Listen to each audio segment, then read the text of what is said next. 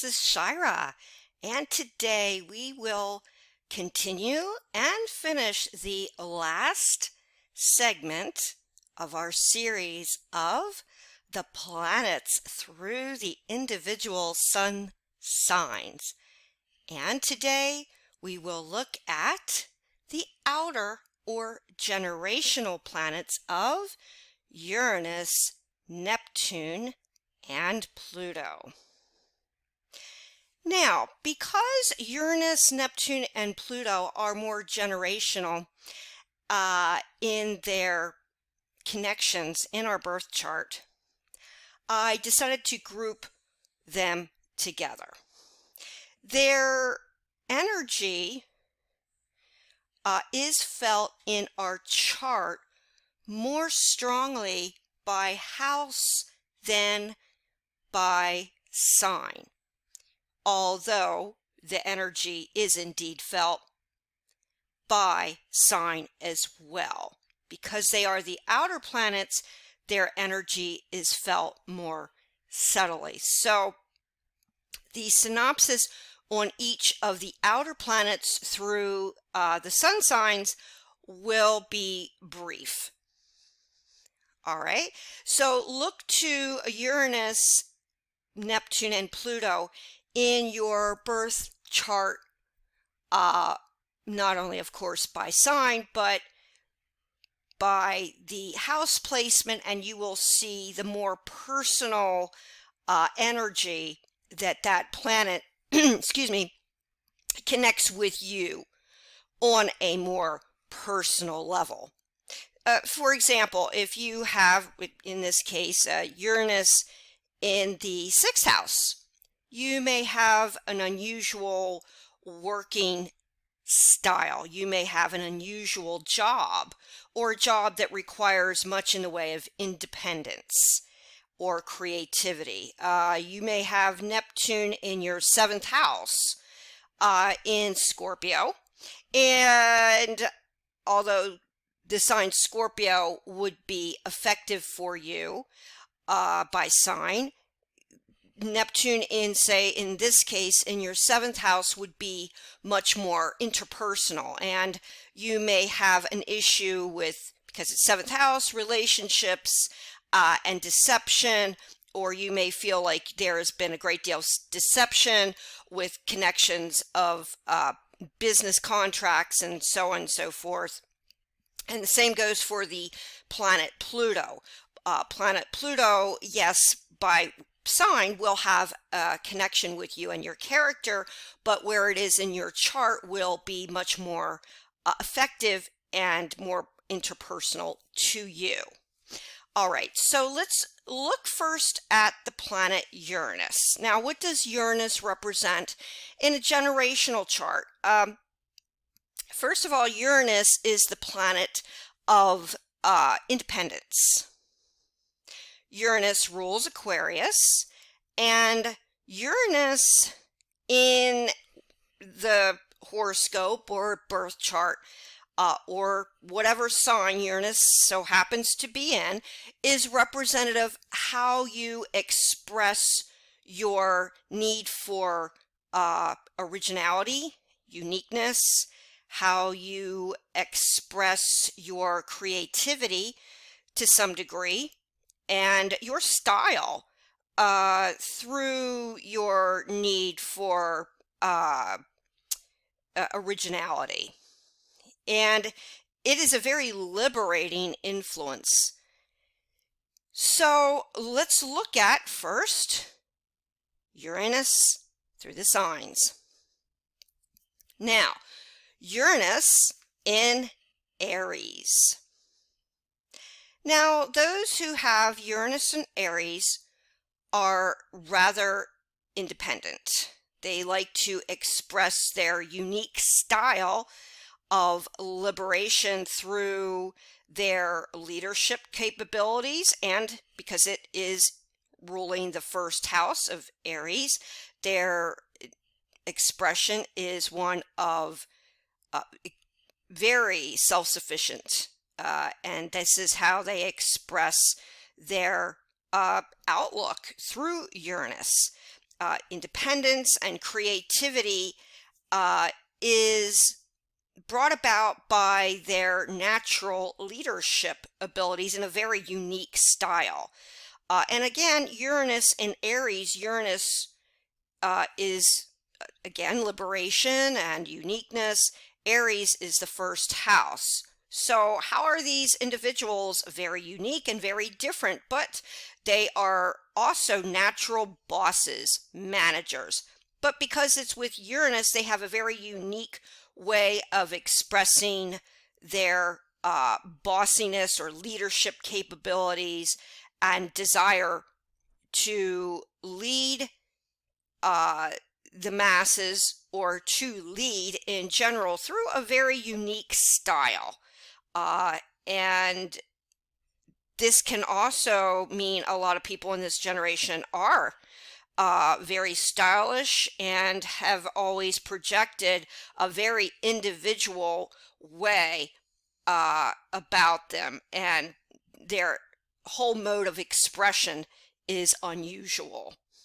And their sense of genius, Uranus, is expressed through all first house style, whether it be leadership, whether it be their thinking, and Uranus in Aries, Aries ruling the head and the mind. You will find many geniuses connected with Uranus and Aries. Now let's move to the next Uranus, which is Taurus, and right now we have Uranus in Taurus as well. So those who have Uranus and Taurus are geniuses regarding second house matters, because of course Taurus rules the second house. And so those who have Uranus and Taurus have a certain knack and genius regarding financial matters.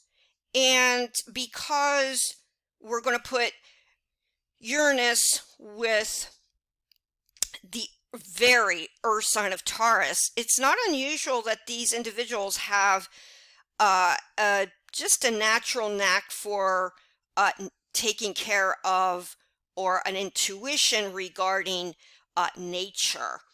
These people might be amazing gardeners, or they might have a certain genius regarding that which is connected with the earth, nature, animals. These people you will find in professions connected with caretaking of the earth, of nature, and connected with these professions, whether that be minerals such as silver or gold, diamonds, or connected in nature like gardening or the like. And you will find these people are very grounded and sensible regarding second house matters, of course, involving money, banking, real estate. Some of your well-known business people and those connected with possibly accounting, money, have Uranus in Taurus. Also, Taurus rules creature comfort. So these people have a certain brilliance and knack for domestication, similar to more with money and making big businesses connected with say like cooking or cleaning. So this is where the Uranus and Taurus genius lies. And these people are enormously sensible and practical with all second house matters. Uranus in Taurus. And we will see right now for years to come with Uranus in Taurus a lot of developments and progression dealing with Uranus in Taurus, and a lot of changes and progressions involving the earth cleanup and possible humanitarianism with animals, and the like. Uranus will clean up the earth. Uranus will show us new ways of uh, improvements regarding nature.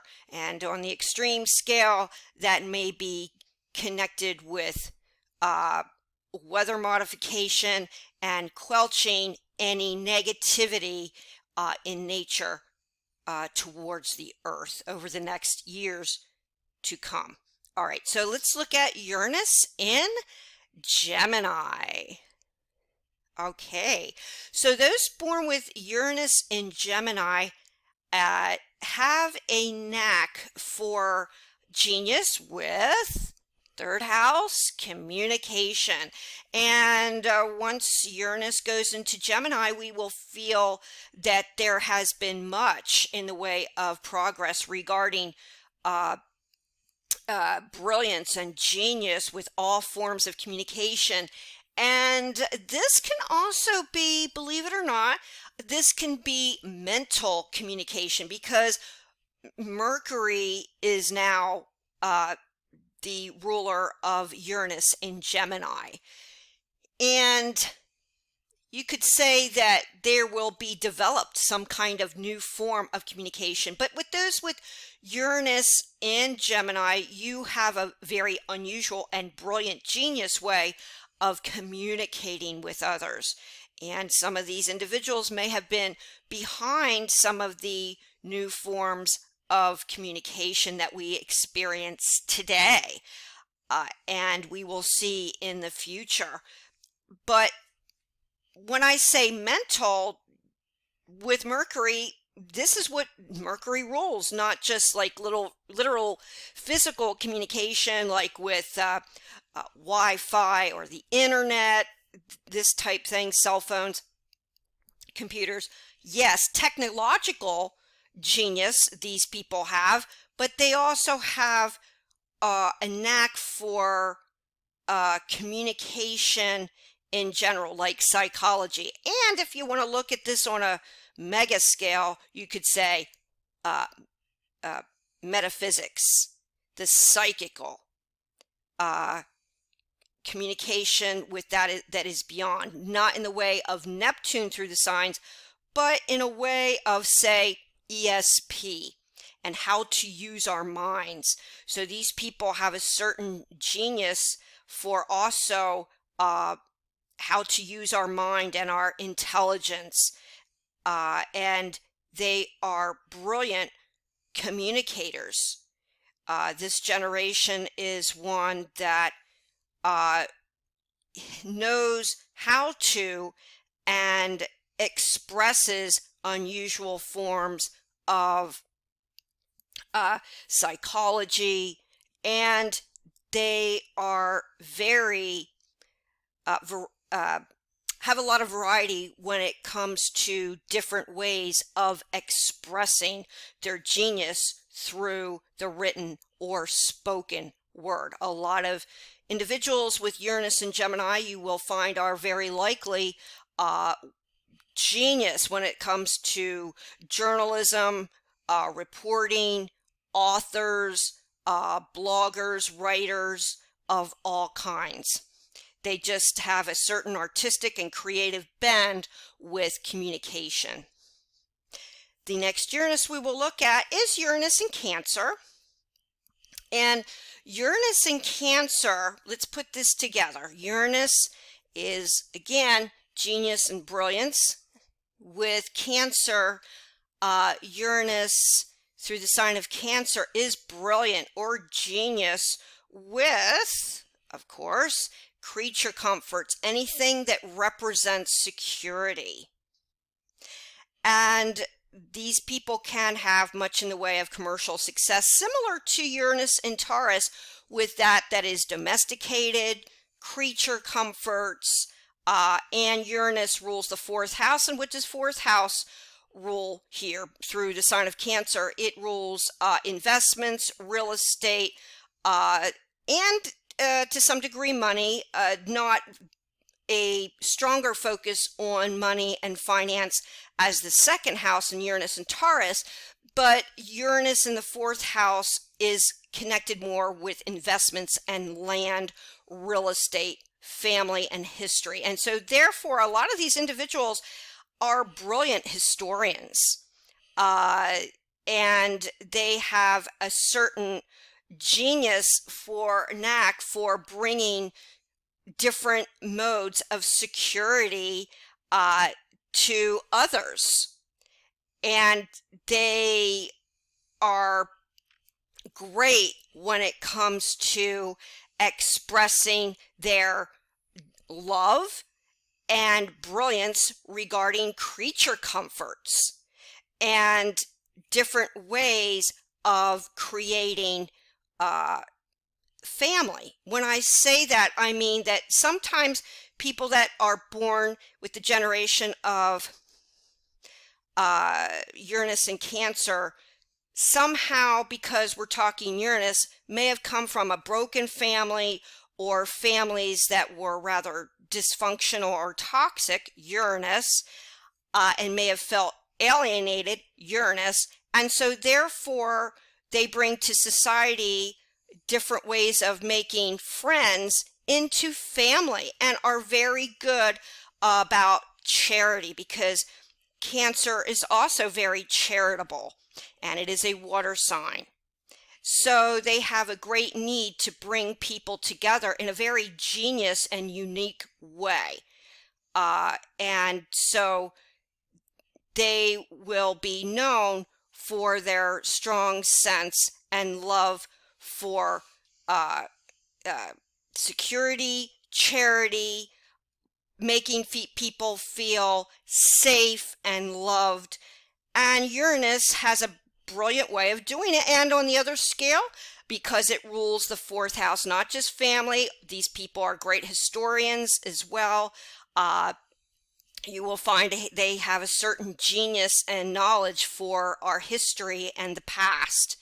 And they have a knack for bringing that together. That can mean also archaeology. And real estate. They are just great investors, and Uranus through Cancer rules all form of genius through fourth house matters.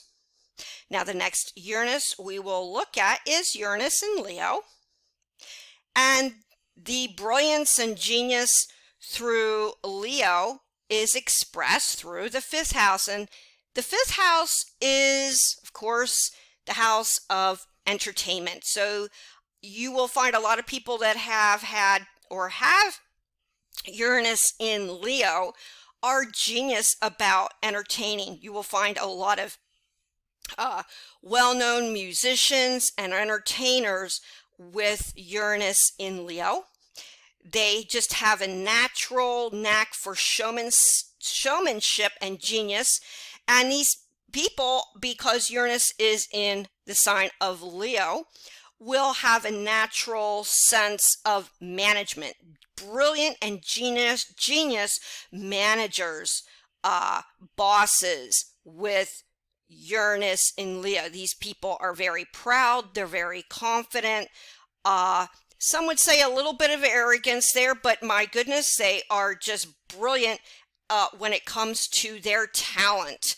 They have a natural way, an individual Uranus way of expressing their talent and genius for entertainment.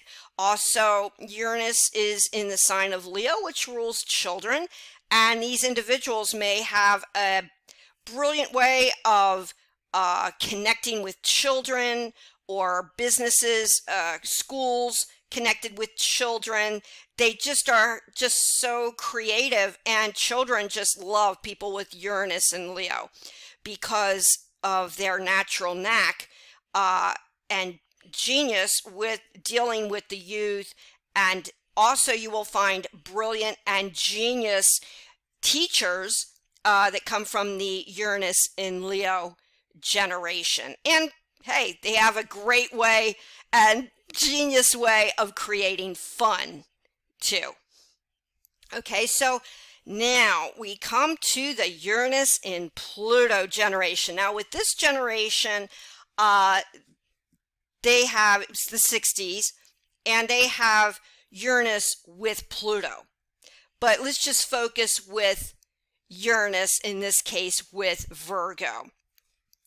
Now, again, what is Uranus? Uranus is brilliance, genius, liberation.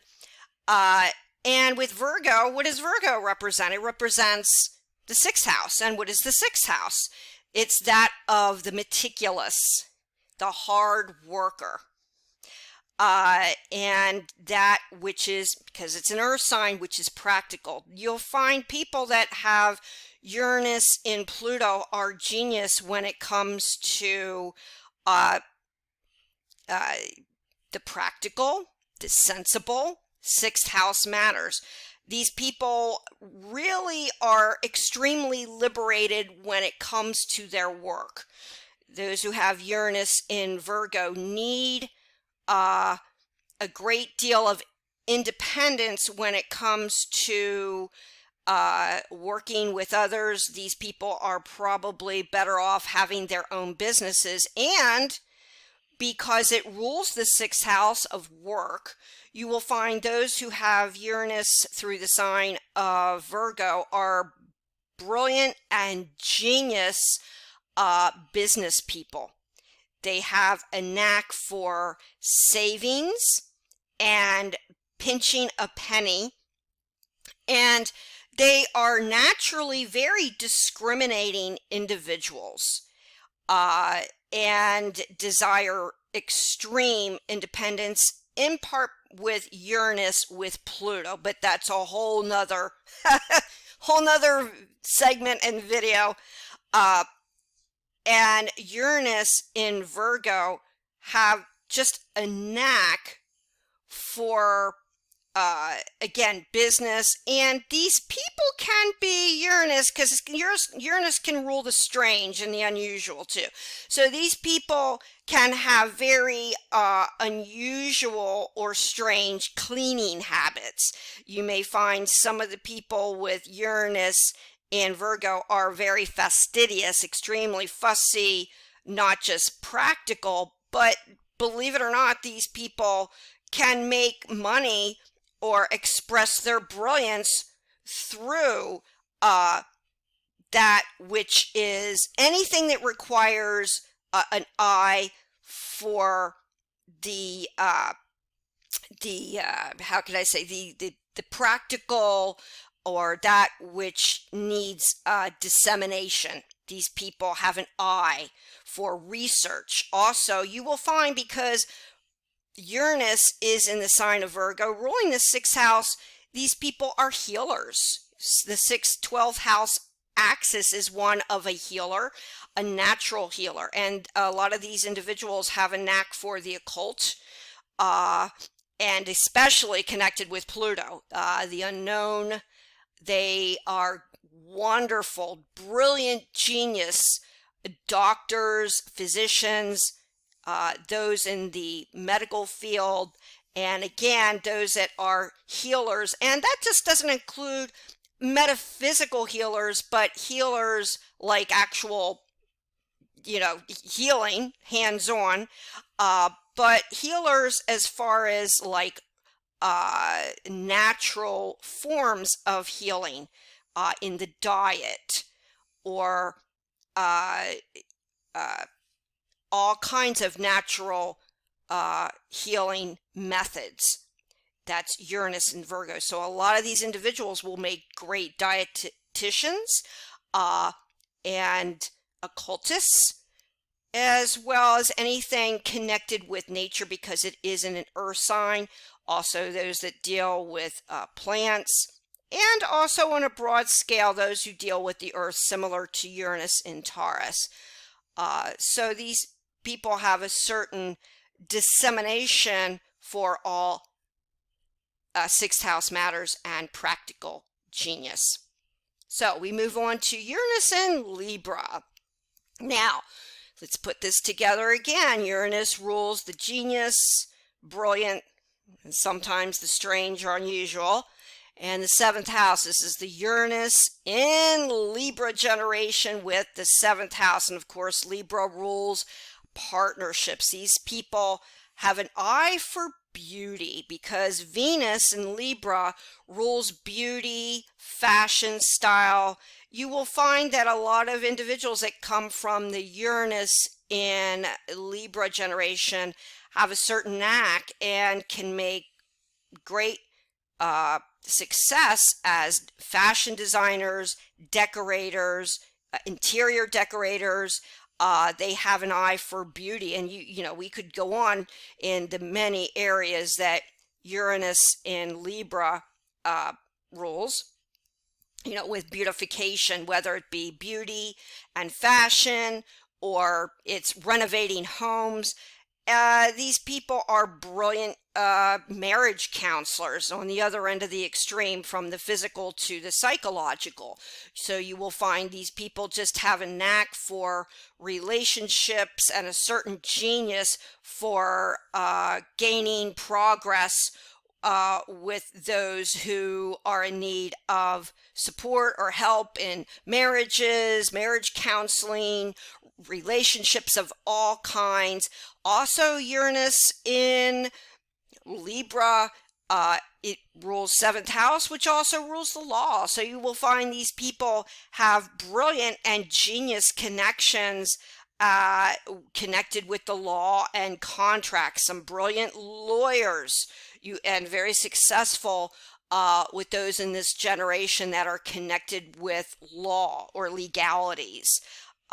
And Uranus in Libra also rules groups because Libra likes to join people together. So you will find a lot of individuals with Uranus in Libra are great leaders with getting many individuals and many groups together, or success within groups, charities, organizations.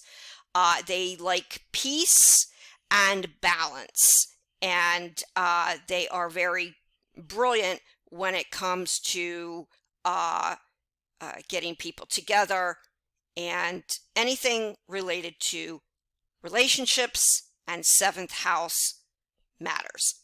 Okay, so the next Uranus is in Scorpio. Now, Uranus in Scorpio, they're very different energies here. Uranus rules the liberation, it rules genius, and it rules that which is independent. Okay, and Uranus is exalted in the sign of Scorpio, meaning that it's at its best in Scorpio.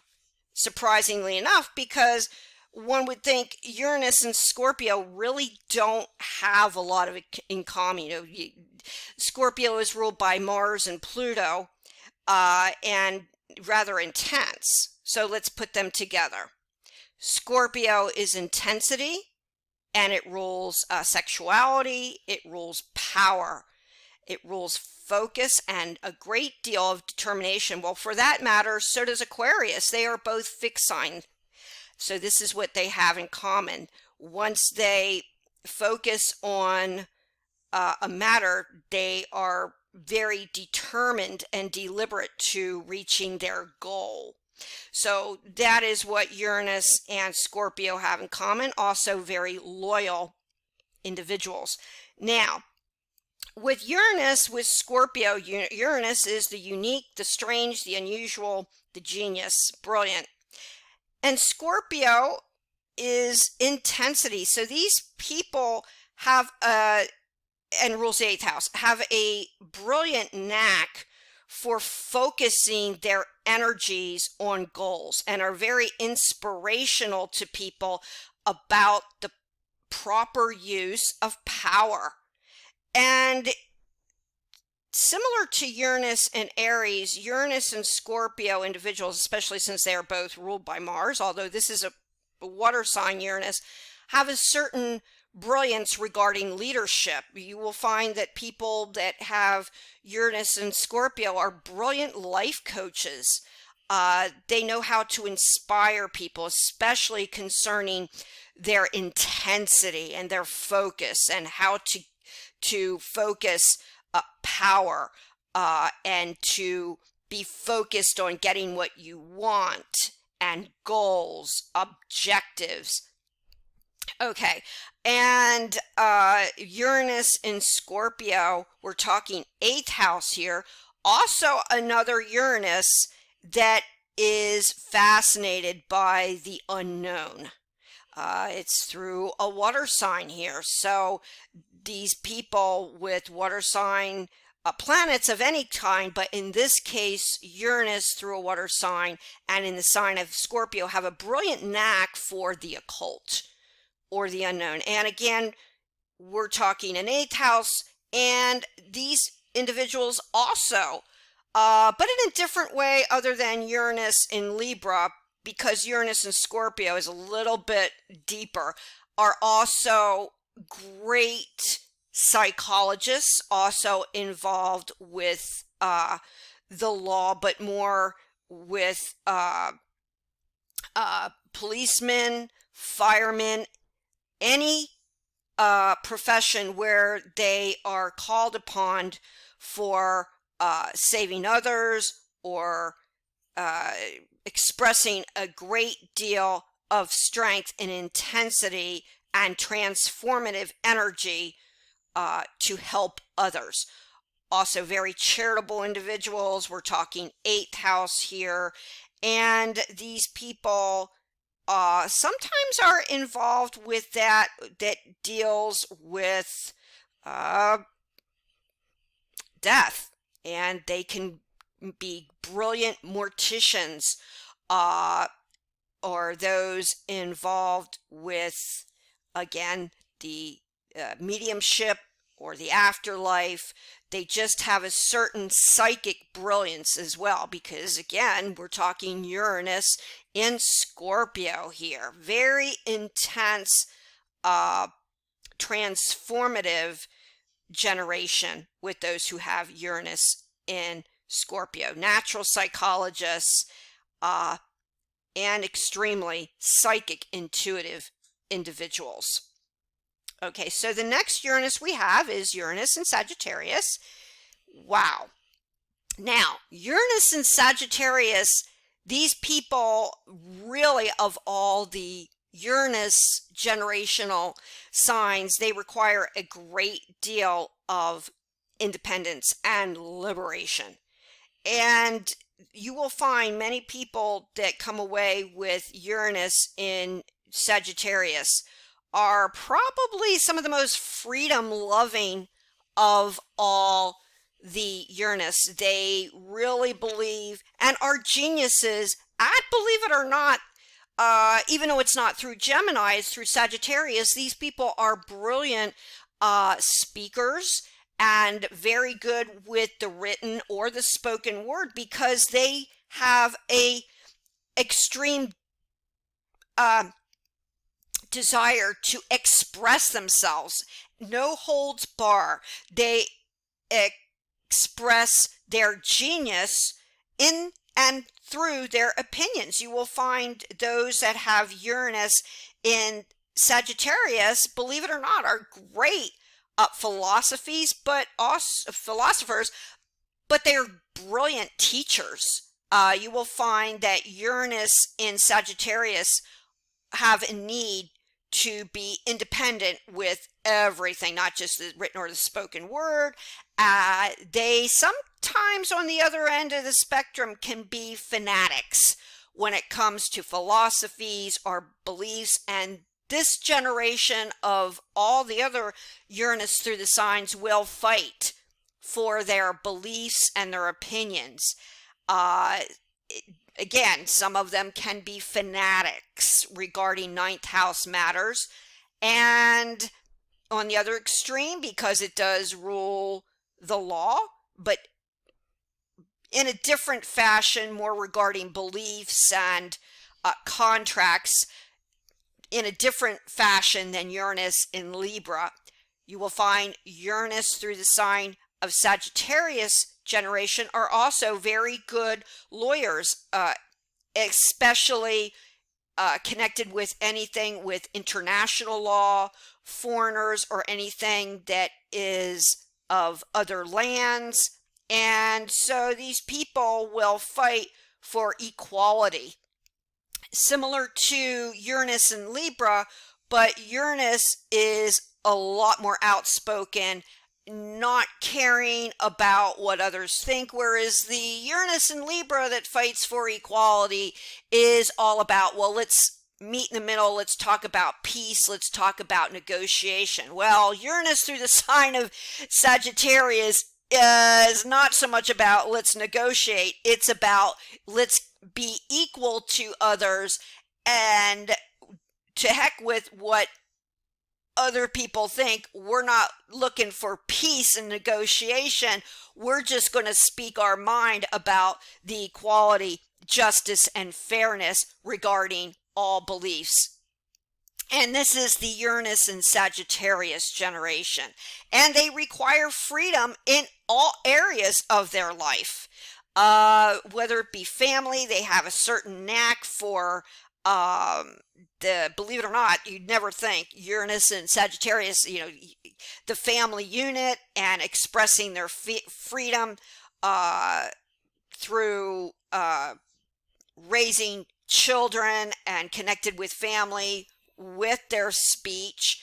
And these people of all Uranus will not sit when they can run. They are extremely idealistic in their beliefs, and therefore you will find that in societies they create much progression for fairness for everyone. Now we move on to Uranus through the sign of Capricorn. Now Uranus in Capricorn, what does Uranus rule? Again, it rules the unusual, the brilliant, liberation, and idealistic. And when you bring Uranus through Capricorn, Capricorn is about history. It's Saturn. And Capricorn, because it's an earth sign, is similar to Uranus and Taurus. These people have a brilliant business acumen. They are brilliant business people. And they have a certain knack and genius for gaining power. Not the same kind of power with Uranus and Scorpio, but these individuals have a certain knack and desire for power, as in rulership, as in gaining the top of their profession. And these people are brilliant business managers, business owners, and again, managers. They are brilliant in the business world, and that can include also dealing with money and finance. But these people are great business owners and have genius and knack for creating unusual or many varied businesses, and are also similar to Uranus and Scorpio, great life coaches about gaining power through your objectives and focusing on what you want. And they are an inspiration to others because they are spotless when it comes to reputation, because they are so focused on their objectives. They are inspiring to others about expressing determination about gaining what you want from life, and have very original and unique ways of leading people. Your Uranus in Capricorn individual is the person that you want, believe it or not, even in Capricorn, as your boss, because these are the people that are very positive about and focused on their work, and imbue this focus and this energy towards others and inspire others to look at their goals in a positive light. And Saturn is with Uranus, Capricorn, Aquarius, is very conservative. These people are brilliant when it comes to practical methods of creating businesses. And because they are so ambitious, you will find many Uranus in Capricorn individuals are brilliant at young ages about gaining talent or expressing their talent. And one would not guess that too much because Uranus is in Capricorn, but these people are hard workers from youth. And you will find as they get older, Saturn, Capricorn, Uranus and Capricorn, they will be great leaders in our society. Now we focus to the next Uranus, which is Uranus through its own of Aquarius. Now, Uranus in Aquarius, again, is at its own. So Uranus through the sign of Aquarius is one who is absolutely genius when it comes to creativity. And of all the Uranus, they are probably one of the most inspiring because these people have a brilliance and genius with the intellectual and the scientific. Of course, you know, you're going to find in this generation, these people are very detached and have a natural focus on that which is the logical, and you will find probably a lot of brilliant scientists, physicians, yes, physicians, physicists, and those mathematicians and all those involved with intellectual and scientific endeavors amongst this generation. These people are very likely the generation that will find many medical cures in our society. They just have a certain intellectual genius and brilliance that is honestly unsurpassed. Genius with Uranus at its best in Aquarius. And these people are extremely idealistic. It is ruled by an air sign, and Uranus rules the 11th house. They will also have a brilliance with bringing people together, similar to Uranus in Libra, but in a more broad-minded, humane fashion. And of all the Uranus, these individuals believe very strongly in humanity and, again, taking the Uranus in Libra to a higher level. They're bringing groups together for the sense of not just, hey, let's just get together and negotiate. It's about equality and fairness on a grand, humane level. These people will be brilliant peacemakers, and especially to that which is kind. But again, an air sign on a very detached level. Also brilliant artists. You will find they are technological geniuses, especially when it comes to, believe it or not, music. You will find that these people are very likely this generation going to come from a generation that will create music from the technological and express unusual art forms and genius in their style and that can include all forms of art and music, and all ninth house matters. Now let's look at the final Uranus, which is in Pisces. Now, we're going to put together Pisces and Aquarius. What does Aquarius rule? Again, it rules the strange, the unusual, the genius of a generation. And with Uranus through the sign of Pisces, we're talking genius with regards to healing and all forms of healing. The Pisces influence is 12th house.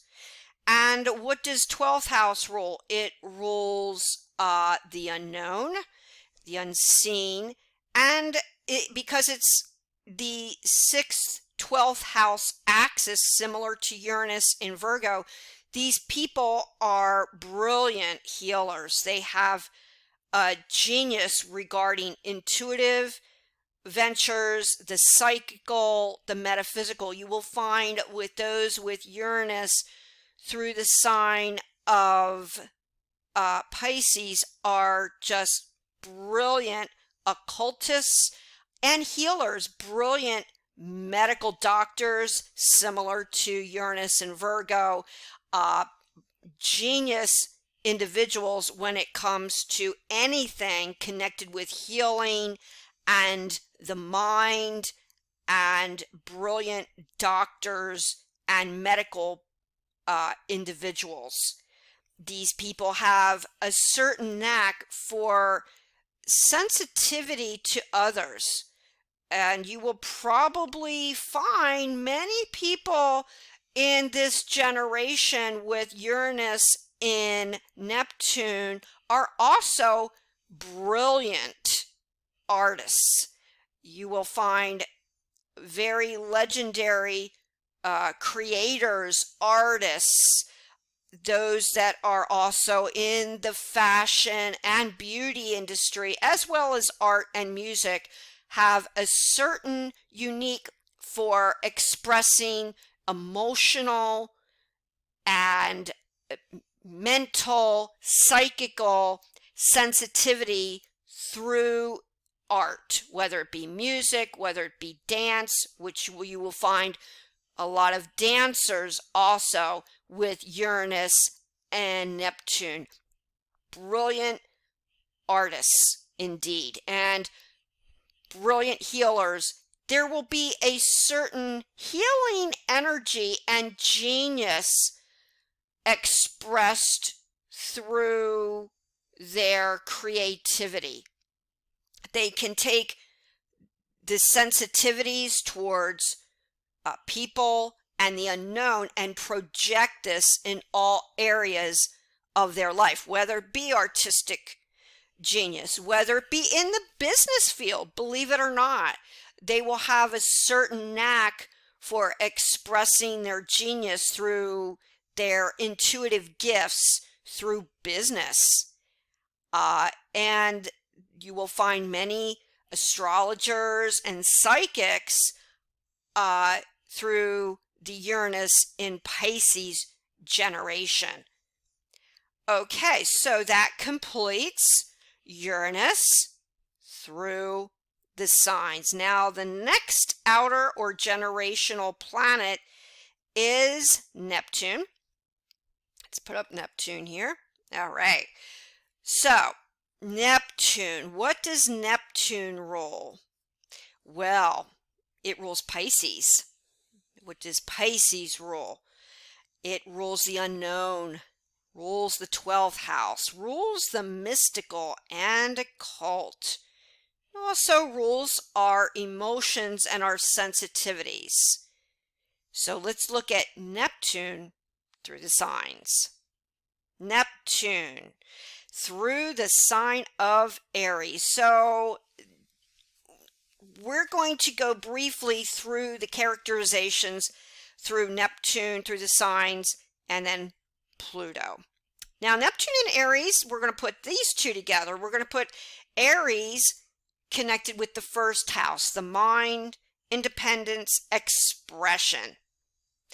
And we're putting it together with Neptune, which rules the mystical, the sensitive, not so much genius, but rather creative irregardless. And Neptune, because it rules our emotions and our intuition. These people with Neptune in Aries are, believe it or not, even though it is with Aries and a fire sign, very psychical. They have a natural sense of what makes us tick.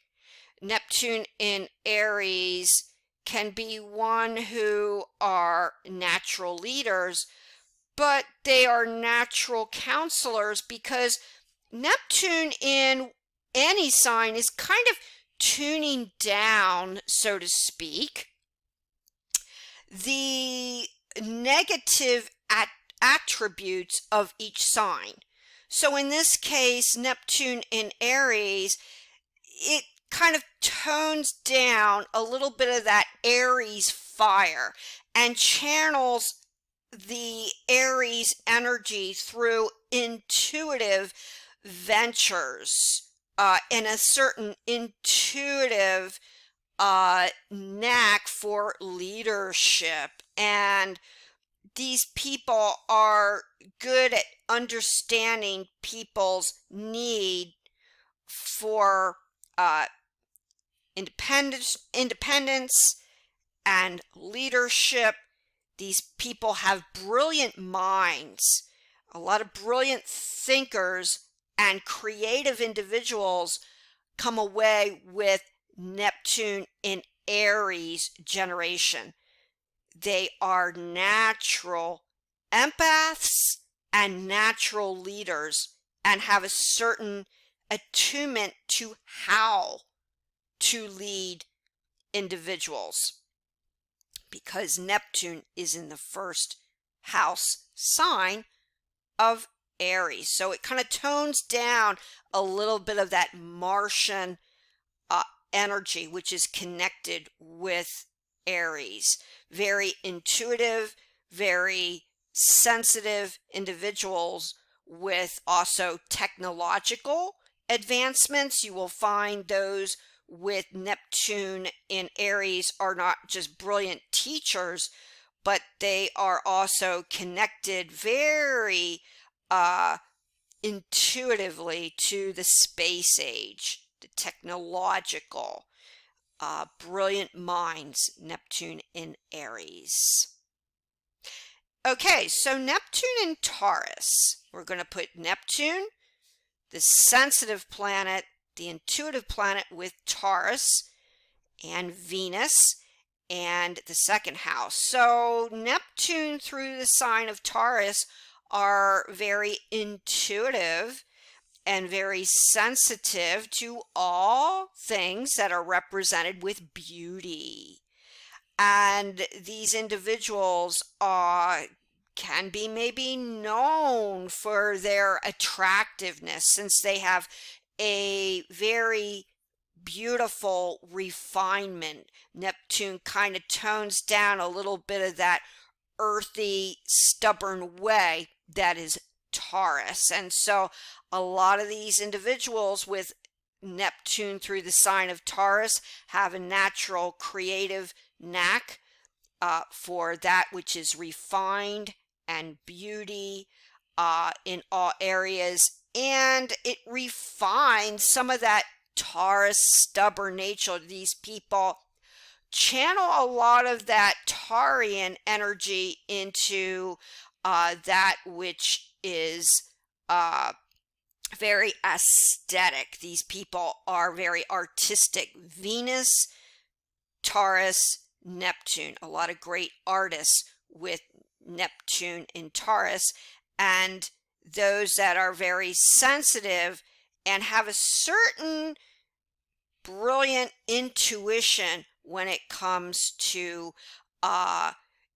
expressing their kindness through those that are in need, and are very expressive and giving in their nature towards all second house interests. A lot of individuals who have Neptune in Taurus have charities because it is creating a giving individual through second house and money manners, and are very refined.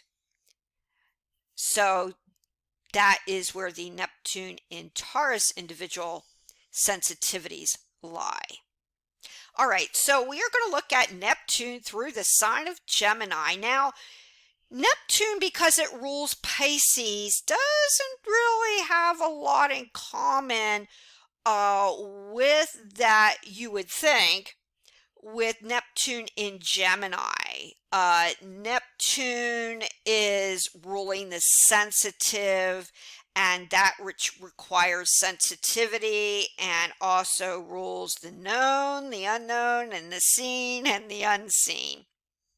However, Neptune with the sign of Gemini kind of in this case tones down a little bit of that mercurial scatterbrained style, and it kind of takes the Gemini scattered style and refocuses a lot of the mercurial energy into curiosity. So a lot of individuals in this generation are very curious and very sensitive to different modes of communication, kind of like Uranus and Gemini. These people are very sensitive, and I do hint in this case sensitive versus the Uranus in Gemini, which is more communicative without the sensitivity. In this case, we are combining Neptune with the sensitivity of Gemini. So it's creating one who is a sensitive and intuitive communicator. This generation is brilliant, or very sensitive and intuitive to all forms of communication. And again, Mercury rules the mind, so you will find a lot of brilliant intuitives and psychics with Neptune in Gemini, and they are very sensitive in the written and spoken word, and have a natural knack for different forms of communication.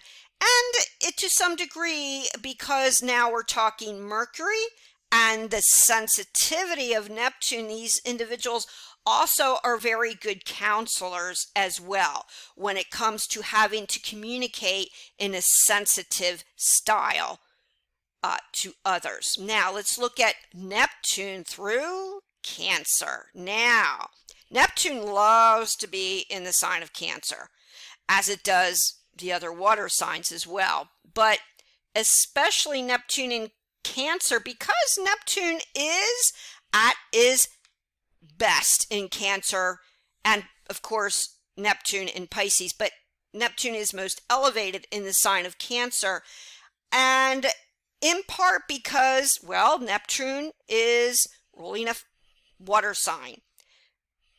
Neptune in Cancer is a water sign, and it's ruled by the moon. So similar to Neptune in Pisces, those with Neptune in Cancer generation are extremely intuitive. They have a knack also for helping others, not just so much with counseling and nurturing people, but those with Neptune in Cancer are brilliant when it comes to matters concerning the fourth house, like the family. Also, Neptune in Cancer individuals have a great deal of a desire to bring people together, and to bring people together like in society, like family. They feel that they can bring their sensitivities to the table because they are very, very intuitive to bringing people together like family.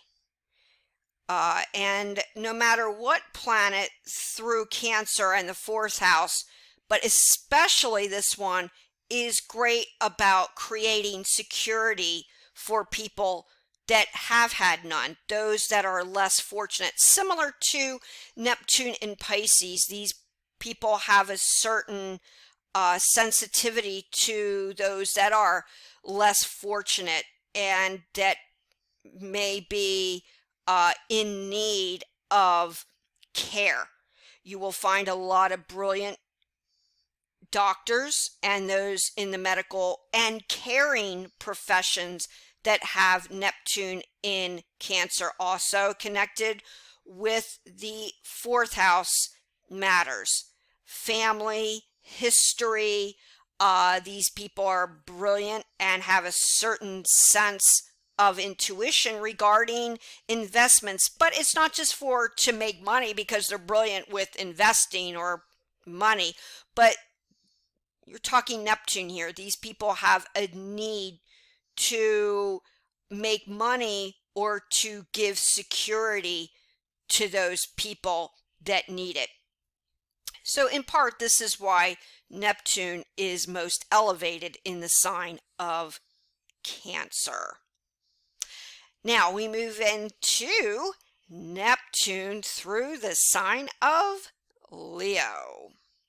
Now we're going to put together Neptune connected with Pisces and Neptune connected with Leo. Now, Neptune is fire. Neptune rules Pisces, and that's water. So we're going to subdue a little bit of the Leo fire.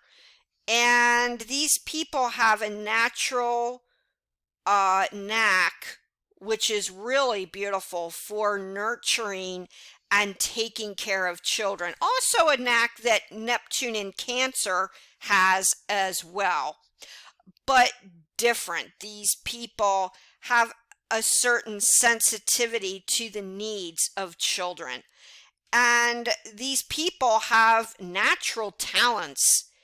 We're talking Leo again here in the entertainment field, and have a natural sensitivity to what entertains people and expressing their sensitivity through their creativity and artistry. You will find a lot of brilliant artists that have Neptune in Leo. Neptune in Leo are individuals that you would probably want your boss, kind of like with the Capricorn connection. These people are very sensitive and refined when it comes to organizing individuals and overseeing individuals, managing individuals. They have a certain knack for bringing people together and getting or gaining authority. Neptune in Leo. And Neptune in Leo is probably one of the Neptune signs that, again, is extremely artistic and very unusual or very intuitive connections with that is connected with our youth. Great teachers, because Neptune in Leo make teachers that are very sensitive to children or those they are teaching and their needs. Okay, so the next Neptune we will look at is Neptune in Virgo. This is the Neptune in Virgo generation. And what does Neptune rule? It rules the 12th house. And the 12th house, again, is the known and unknown, the seen and the unseen, and that of illusion. And the sensitive, the intuitive.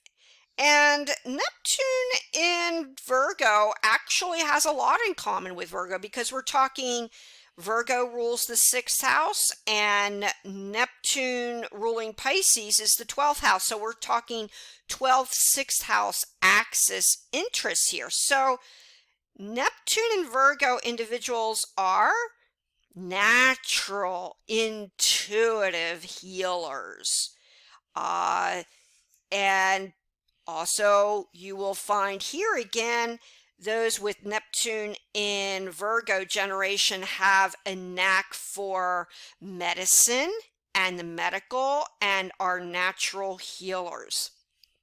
And they have a natural and intuitive sense of bringing their sensitivities to their work.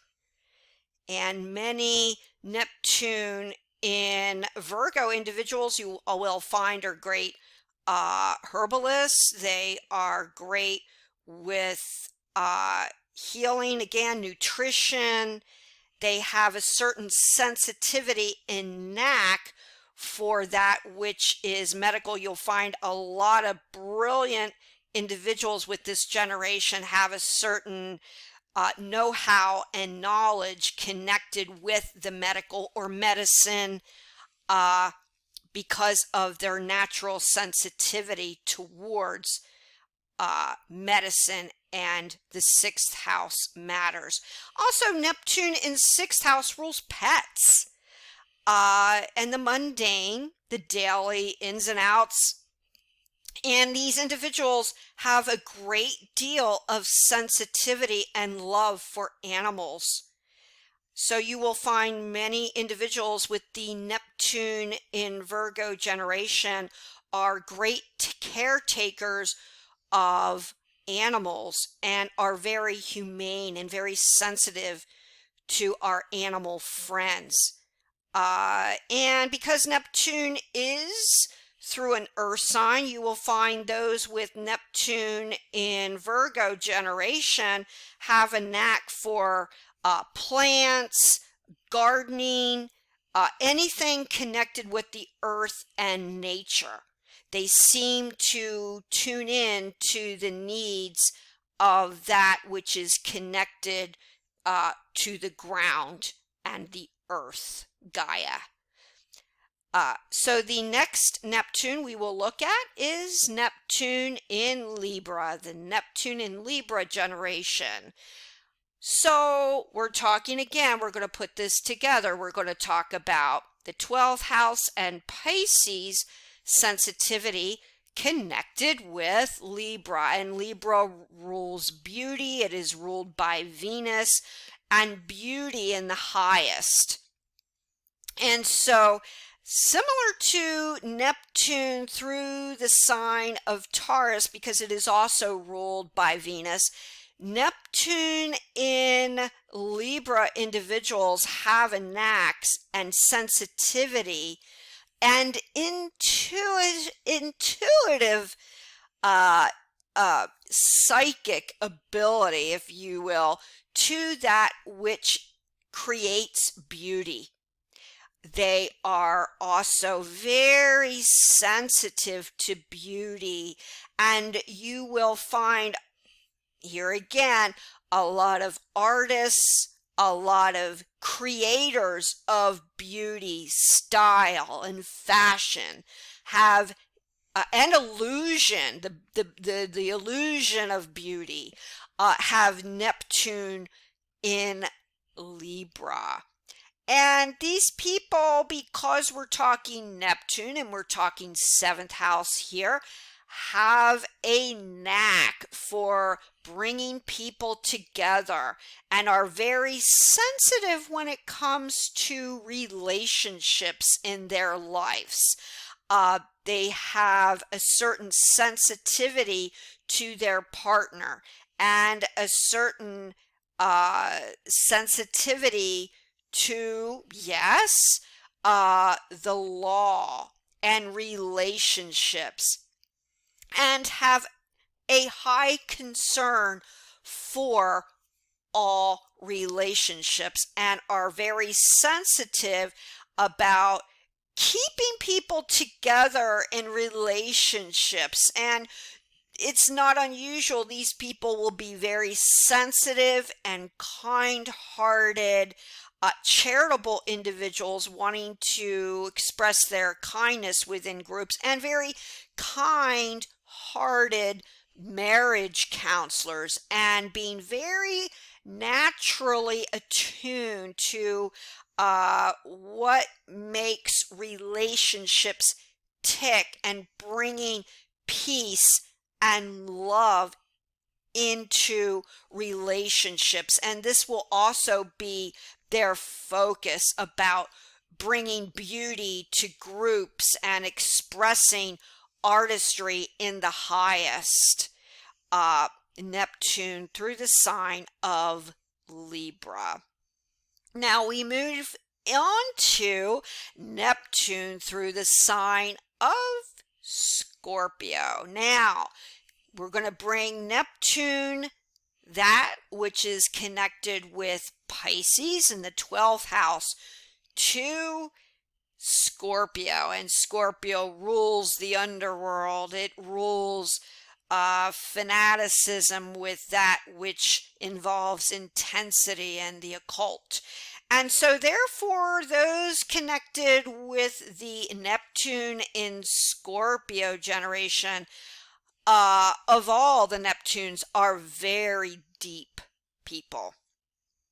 They have a certain natural knack for that which is the unknown or the occult. You will find many people that have Neptune in Scorpio generation developed psychic gifts at a young age, or were exposed with that which rules 8th, 12th house matters. A lot of gifted astrologers and psychics have Neptune in Scorpio. They have a natural connection with the unknown and are wonderful mediums. And they express this in their daily life. Their natural intuitive gifts towards the psychical, and have a certain intuitive psychical way and style of dealing with people. And Neptune, somewhat like Cancer, loves to be in Scorpio because they are both fellow water signs. And as a result, you will find not only great psychics, intuitives with Scorpio Neptune, but also people that are very sensitive, connected with authority. You will find a lot of judges, or those that are firemen, policemen, or in the professions that have to deal closely and intuitively with Neptune in Scorpio. And Neptune in Scorpio individuals are very intense. And on the other end of the scale, sometimes Neptune through the sign of Scorpio can and have a natural knack, which kind of hurts other people. These people can be kind of cruel on the other end of the scale, especially ruthless when it comes to getting what they want, kind of using their sensitivities as a wand, if you will, to gain power over others, and to be very, sometimes they can be rather sarcastic and on the other flip side of Neptune, insensitive towards other people's needs. But Neptune in Scorpio, for the most part, is very refined and very sensitive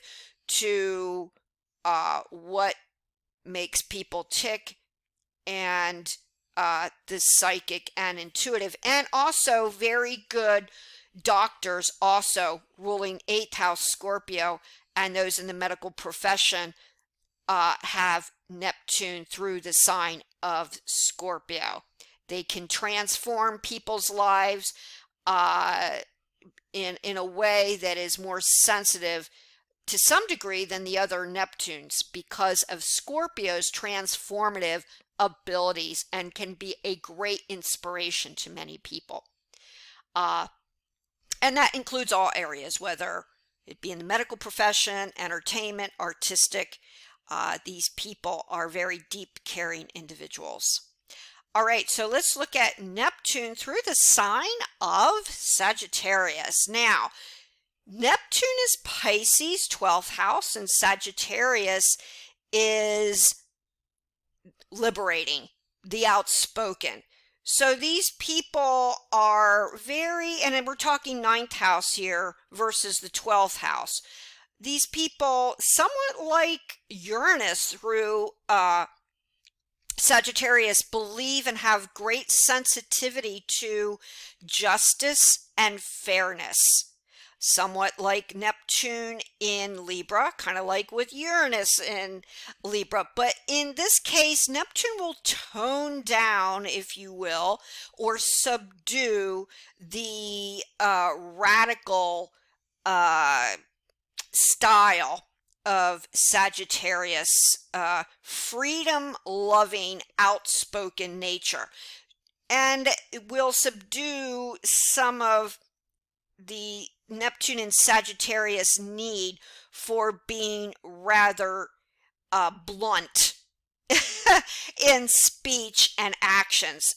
However, Neptune and Sagittarius, they have a great need for, again, fairness and justice, ruling the 9th house, and are very sensitive to prejudice or racism, and are great they are great communicators when it comes to communicating equality and fairness, and are great about communicating and vying for and sensitive to that which creates freedom, equality, fairness in the world. And these people will fight for rights of freedom and justice, somewhat like somewhat like Uranus, but in a more sensitive fashion, more sensitive to the injustices in the world. You will find these individuals are great humanitarians in their way, somewhat like Neptune in Aquarius, or Uranus in Aquarius or Sagittarius. They are so attuned to humanitarianism on a grand scale that they will be very vocal, more than the other Neptunes, about that which is our higher ideals and objectives, and what we must do to create freedom and fairness in this world. So you will find many of those born with the Neptune and Sagittarius will fight for rights and freedoms in all ways. Anything that is not liberating or is stifling to our expression, you will find Neptune and Sagittarius generation will fight for our rights in all ways. And also they're really very sensitive lawyers, 9th house, and will use their energy of the need and sensitivity to fairness to write or bring about laws regarding sensitivity to those that are in foreign lands, or there are injustices towards laws.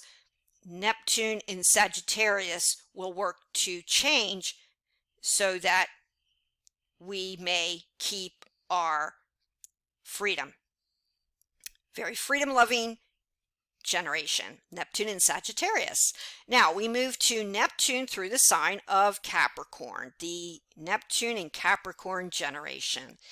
So Neptune is ruling sensitivity, Pisces, 12th house. And Neptune through Capricorn is very grounded.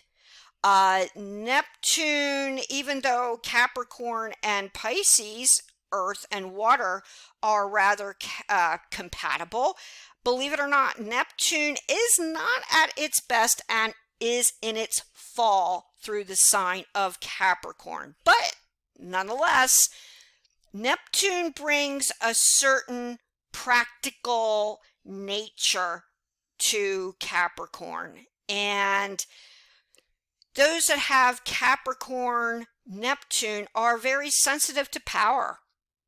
Believe it or not, these people have a certain knack and certain sensitivity of what it takes to get ahead in life, and they are very sensitive to gaining power in a ruthless fashion. Now, the other end of the stick with Neptune in Capricorn is these people can ruthlessly gain power, and you may find some individuals with the Neptune in Capricorn generation will love to gain power for power's sake and can be rather ruthless and very focused on and sensitive to what it takes to gain power over others, power in their objectives, power in their career. And so those with Neptune and Capricorn have to be very sensitive of all the Neptune signs about how they treat others, and especially the next generation, their children and the youth.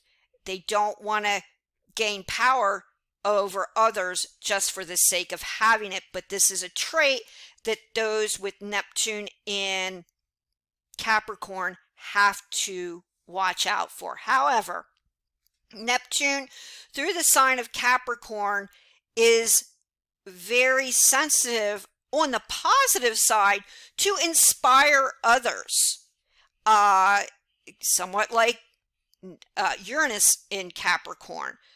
But we're talking those that are more sensitive and an inspiration to others in, believe it or not, actually inspiring others and taking care of others, and making sure that the flip side is that individuals don't try to gain power for power's sake.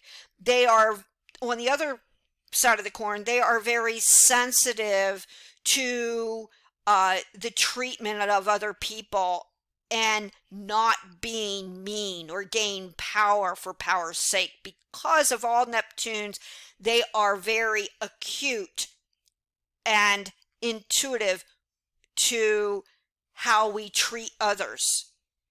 So you will find the two Neptunes, the one that can be very power hungry and be very brilliant in business either way.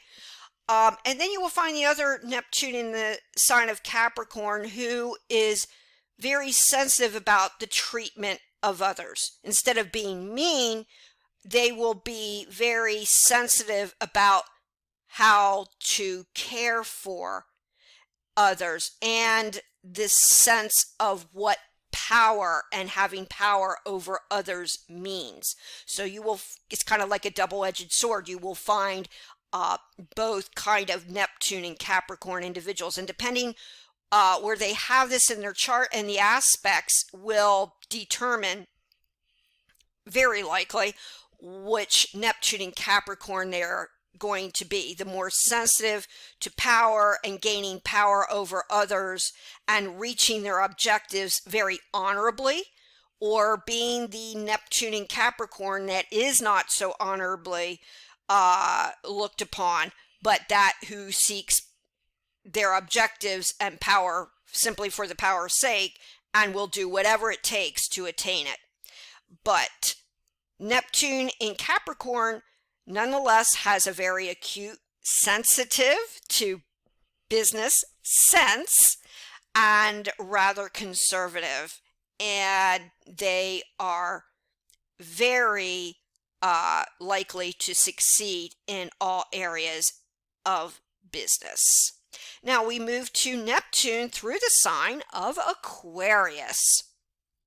Now, Neptune, Pisces, we will take that with the Uranian style of sensitivity and expression.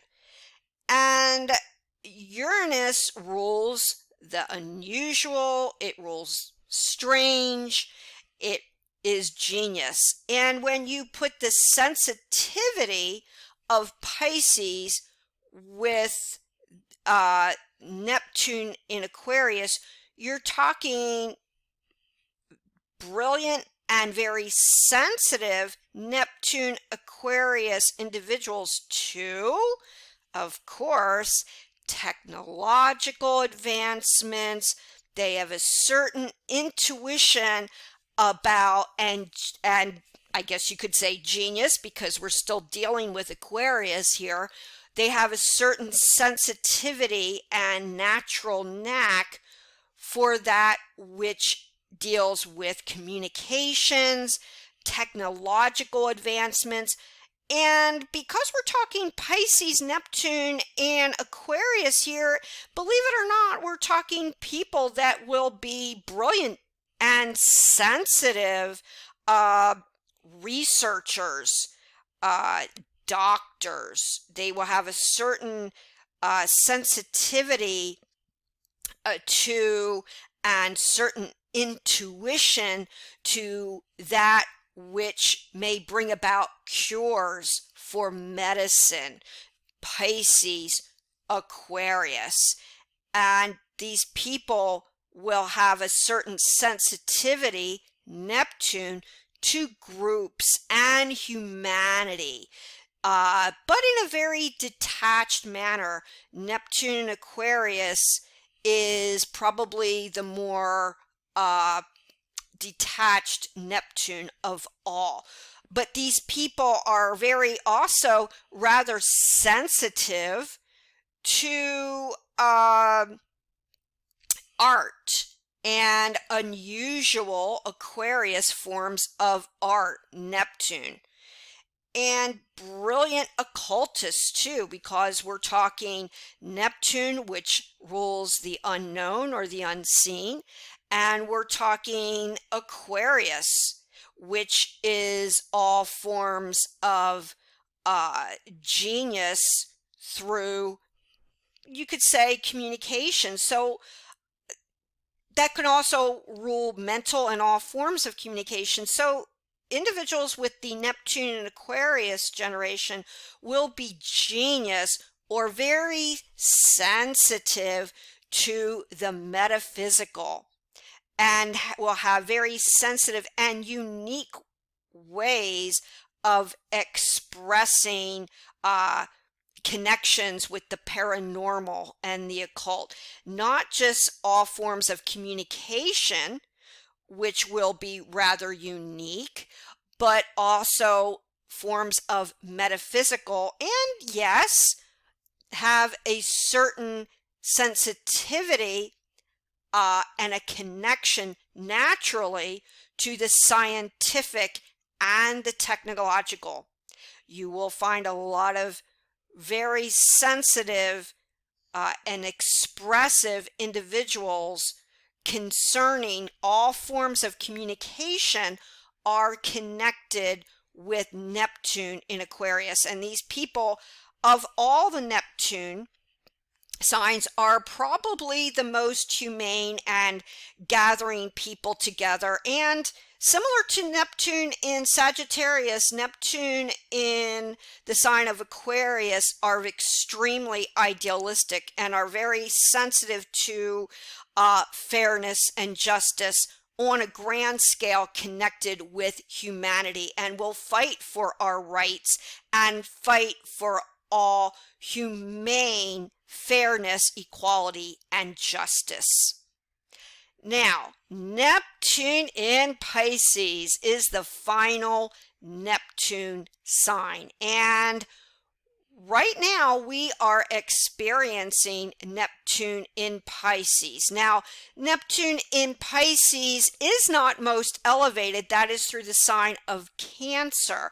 However, Neptune is pretty much at its best through the sign of Pisces, and Neptune ruling Pisces in the 12th house, the seen and the unseen. Oh my goodness.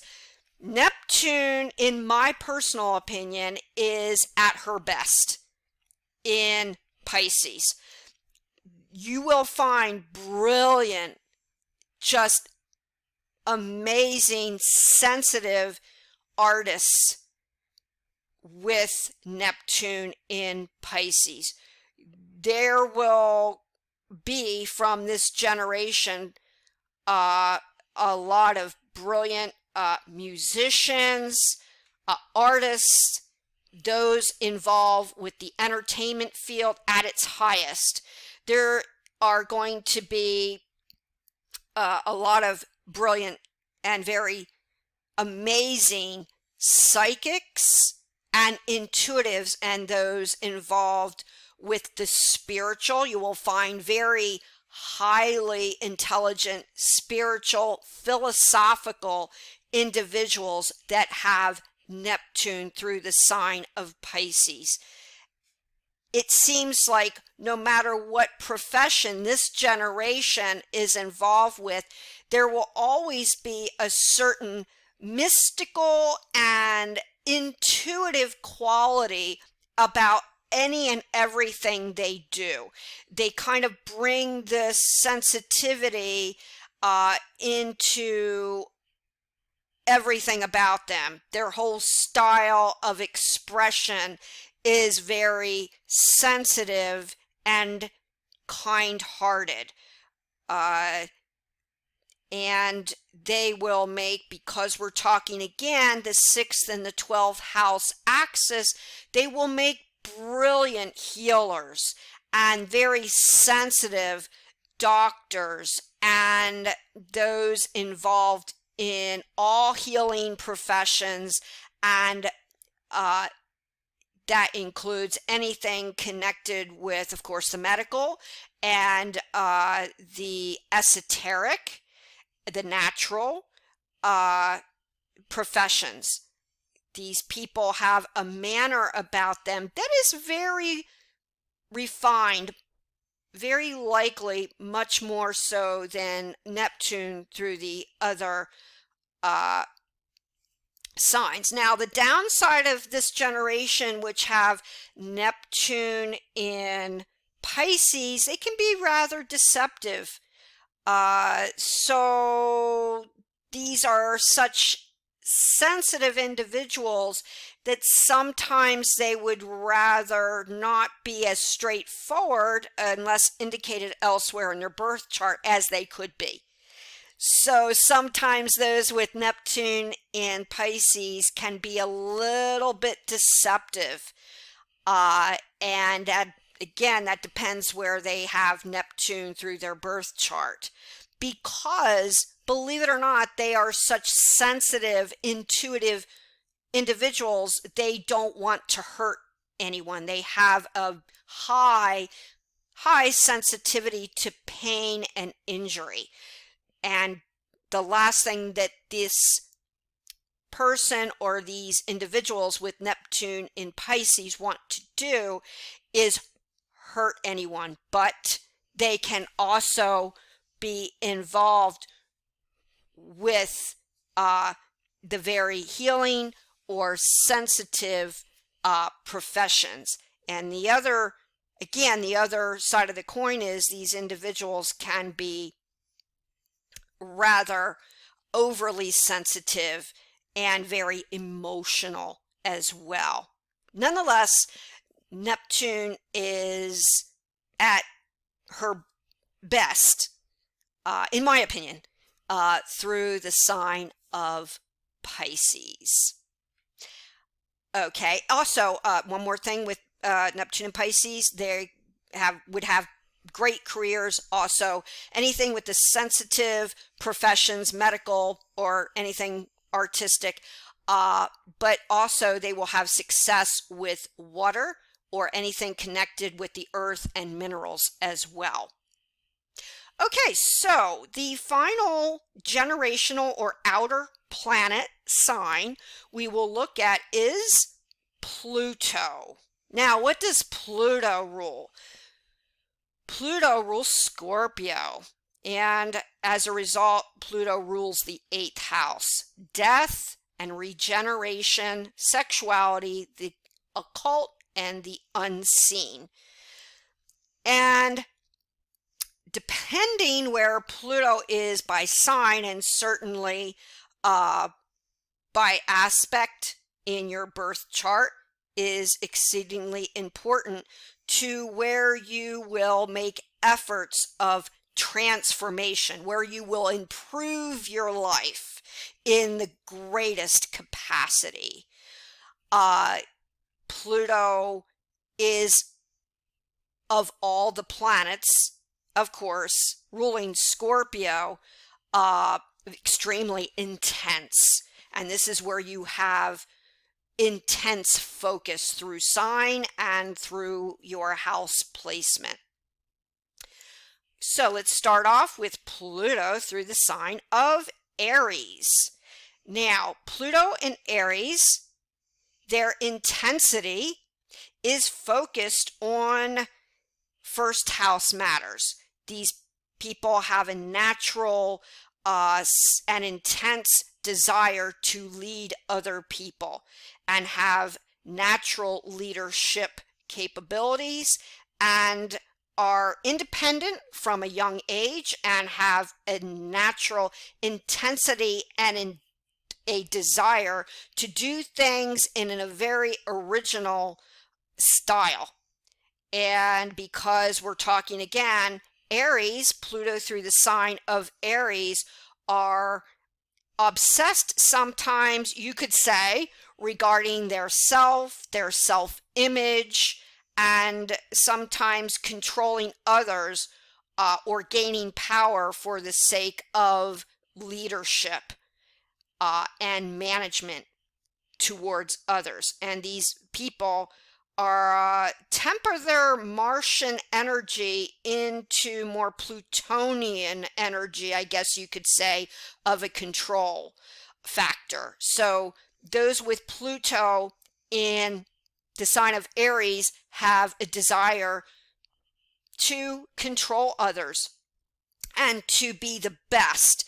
And Pluto is very intense through the sign of Aries when it comes to competition. It is in a fire sign, so you will find a lot of sportsmen in this Pluto in Aries generation are extremely competitive. They, again, because it's Aries, they like to be the best and like to be number one and like to compete and have a very intense desire to compete with others, whether it be in the business field or personally. Pluto is through a fire sign, and also Pluto with Aries is one who can be extremely direct and outspoken about their intense personal beliefs. Now we move to Pluto through the sign of Taurus. Now, Pluto is Scorpio rulership, and Taurus and Scorpio are opposites. So therefore, Pluto through the sign of Taurus can be someone or the generation who can be of very likely all the Pluto in the sign's generation. Very stubborn, very obstinate, and they are one to do what they set about doing. There is an intense and fixed determination with those who have Pluto in Taurus. Once they have their mind made up on anything, it can be a person, it can be a goal, it can be life itself. A Pluto in Taurus individual is extremely determined. But again, we're talking Scorpio, Taurus type energies here, and Pluto rules, in this case, the second house. So their focus and their intensity is a great determination, you will find this generation, about security, creature comforts, and making money. A lot of brilliant bankers or those that deal with money have the Pluto in Taurus generation, and they have a certain knack and intensity towards all second house matters, whether it be money, whether it be creature comforts. These people are brilliant and very smart cooks, and because we're looking at the second house connection. But with Pluto in its fall with Taurus, they have to be careful not to gain power for power's sake. And Pluto with Taurus individuals can not only be very obstinate, but they may seek power to gain power over others because they like to get their way. Pluto in Taurus individuals are very obstinate indeed. But Pluto through the sign of Taurus, on the other side, is one who is brilliant with expressing their sense of security with others through money, and will have an intense desire to help other individuals in need. Okay, so let's look at Pluto through the sign of Gemini. So Pluto is Scorpio. Gemini is about communication. And so Pluto through the sign of Gemini, who is one who has an intense need to communicate their intentions. Pluto kind of channels and intensifies some of the Mercury in Gemini need to express all forms of communication, whether it be in the spoken word, the written word. And Pluto in Gemini kind of tones down or subdues some of the Mercury ruled Pluto in Gemini's scattered energies. And so people with the Pluto in Gemini generation have a great desire, intense Scorpio desire to express their opinions. And with Pluto ruling Gemini, you can bet that these people have some brilliant ideas, because Mercury is ideas oriented, very creative, ideas oriented individuals with Pluto in Gemini. And they are not only great communicators and have an intense desire to speak their ideas, but Pluto in Gemini, because it rules the third house, will also have a unique desire for all forms of communication, including, because we're talking mind here, the metaphysical. So believe it or not, you will also find some brilliant and intense psychics, astrologers, ruling the third house here, intuitives of all kinds with Pluto through the sign of Gemini. Okay, so let's move on to the next Pluto, which is Pluto in Cancer. Now, this generation has an intense desire to make other people feel secure. This was the generation that would work very hard to bring security to their family and to others. It's not unusual to find many a generation that were involved with Pluto in Cancer as those who are extremely charitable and who developed many charitable organizations, because they believe that charity indeed does start with the home. And this may have been because Pluto in Cancer generation saw an imbalance or a lack of security within their own family growing up. So when they become adults, the Pluto in Cancer generation was one to give and give until they were drained dry. And so you will find many people that have Pluto in Cancer who are very security conscious. Their mode of expression and intensity is to make others feel secure and loved. So these people would have, depending on where it is in their birth chart, by house placement and depositor, would have great careers in anything that deals with fourth house matters.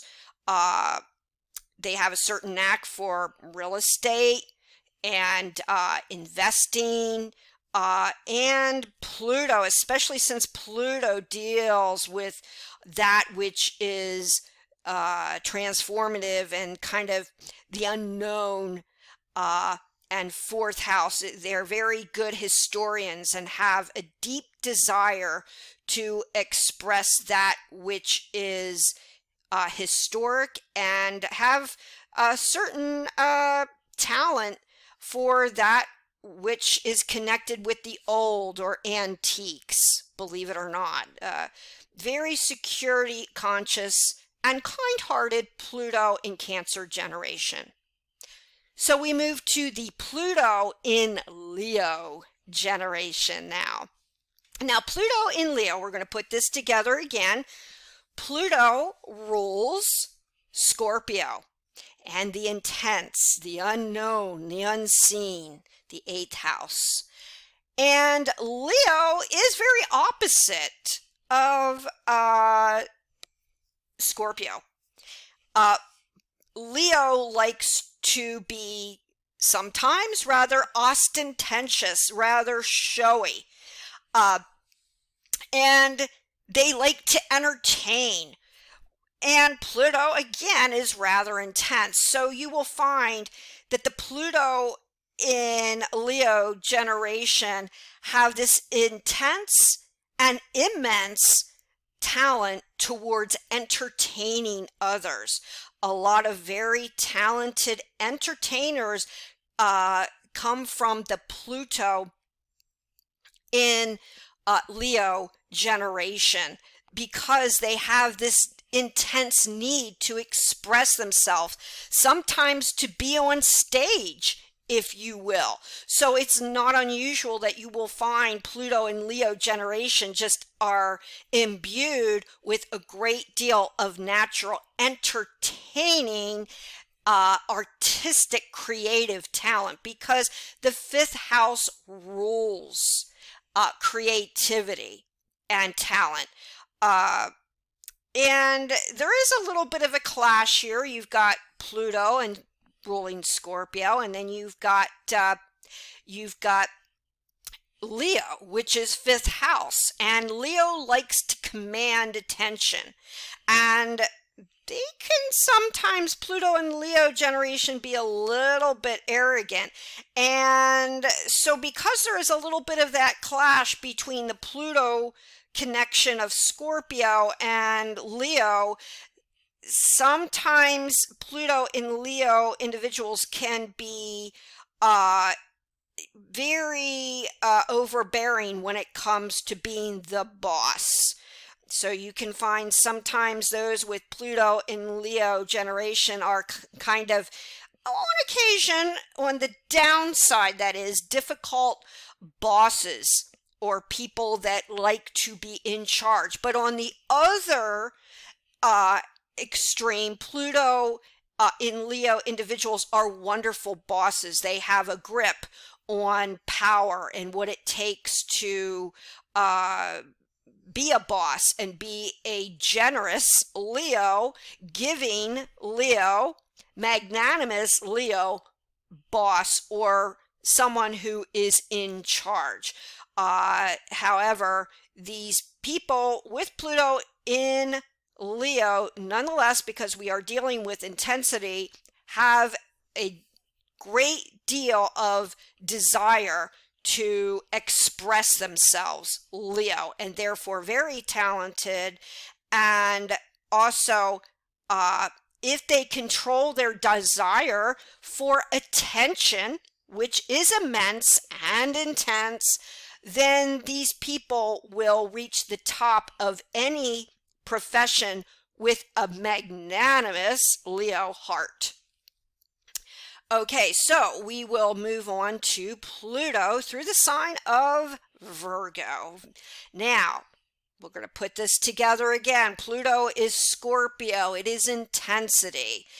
And Pluto in the sign of Virgo, which rules the Mercury thinking, practical nature, and one who is very fastidious or fussy.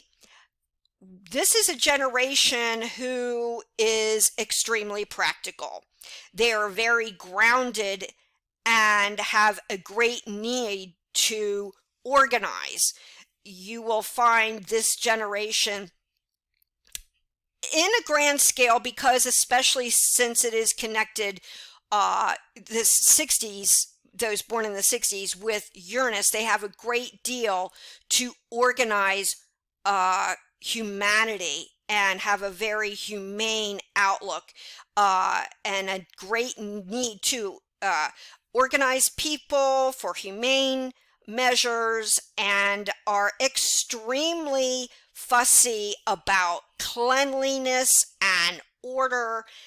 Therefore, you will find those born with the Pluto in Virgo generation are great about organizational skills, and they make also, because it's ruling the sixth house, great doctors as well, and surgeons, especially Pluto, Scorpio, with the Virgo natural talent for healing, and make great healers.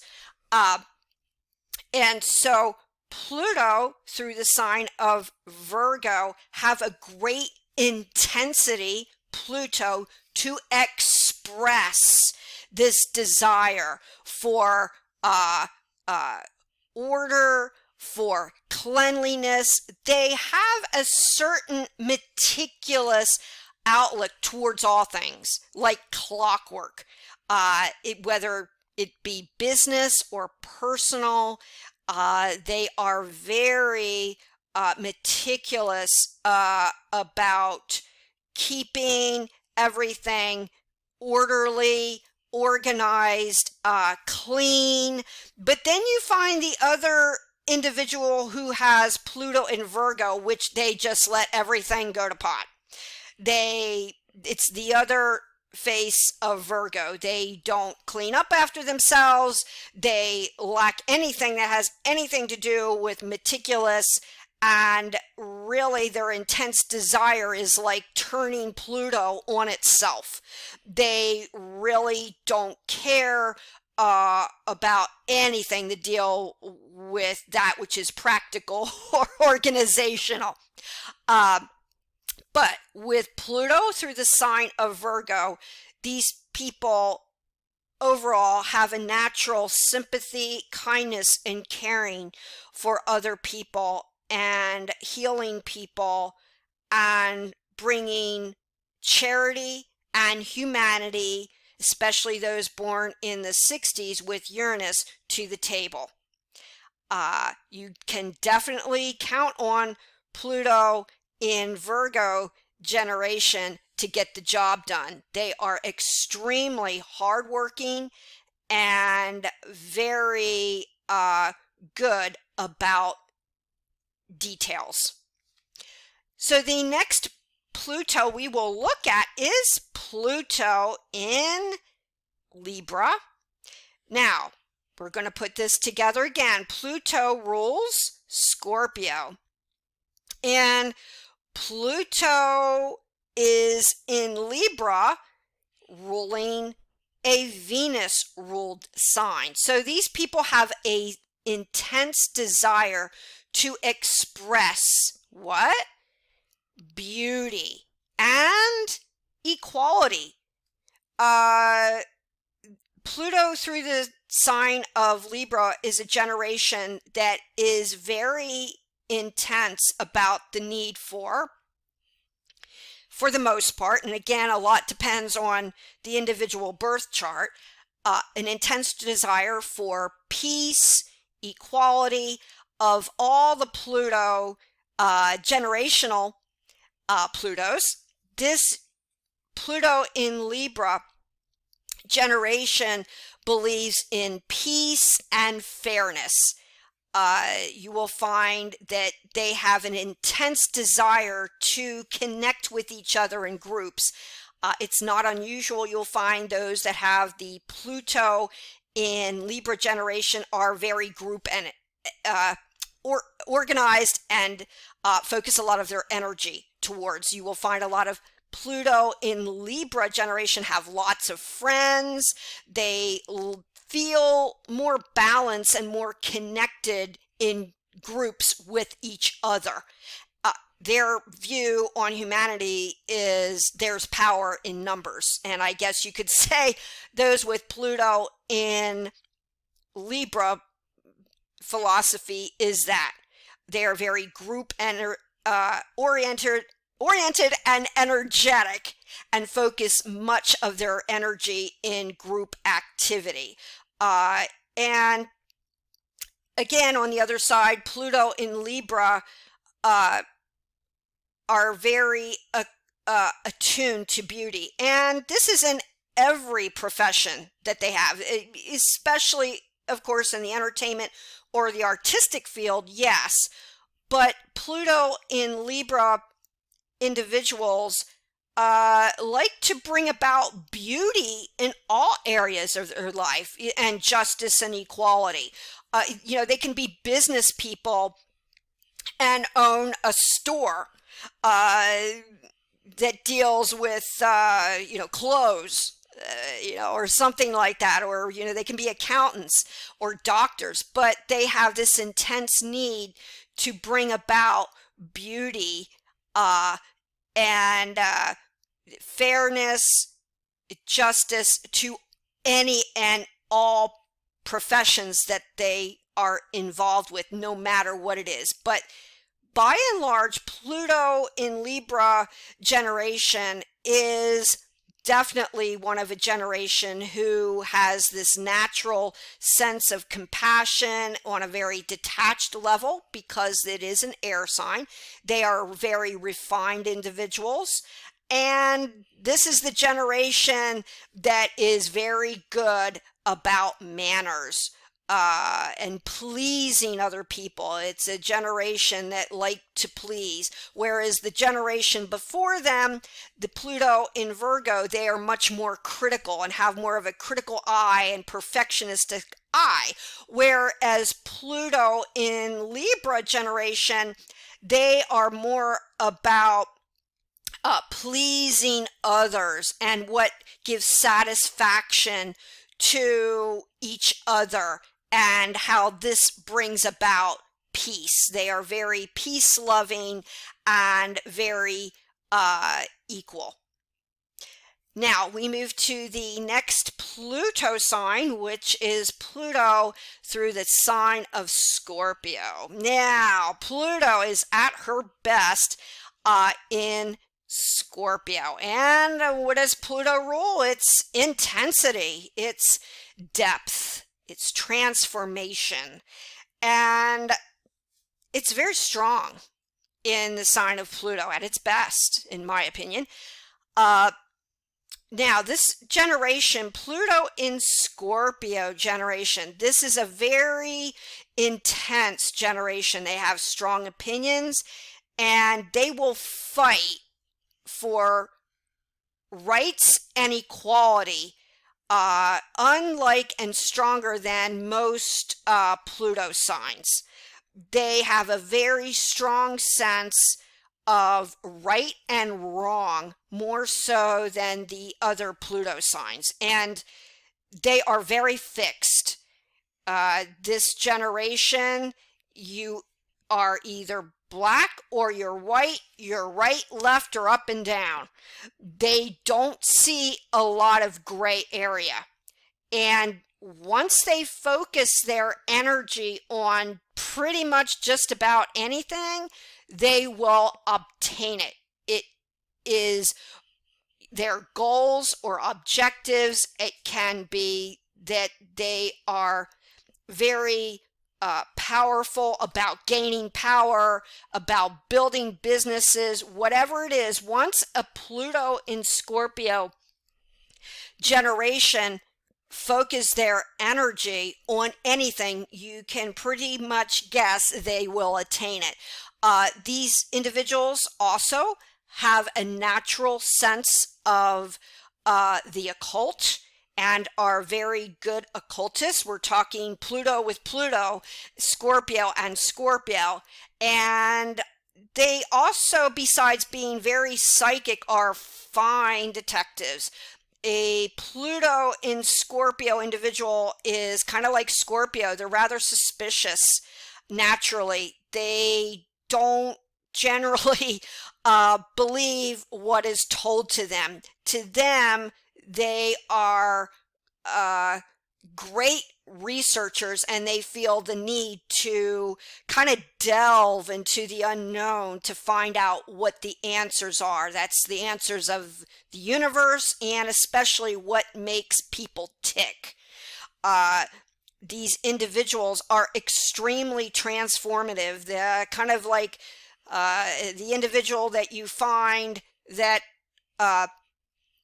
is coming from like a very poor background, and they have to surmount all obstacles and all their inner power to come from this, say, miserable, toxic background to become this amazing, business owner with great respect and reverence, and to overcome all obstacles. They can go from in their personal life, that which is toxic and dysfunctional, to totally turning around and inspiring, of all Plutos, what it takes to become that of a person who surmounts all obstacles and is totally transformative in their life. This is Pluto in Scorpio, because they have such an intense desire for transformation and control. But you can bet once a Pluto in Scorpio focuses their attention on anything and everything, they intend to be the best and intend to win. They are a little bit secretive.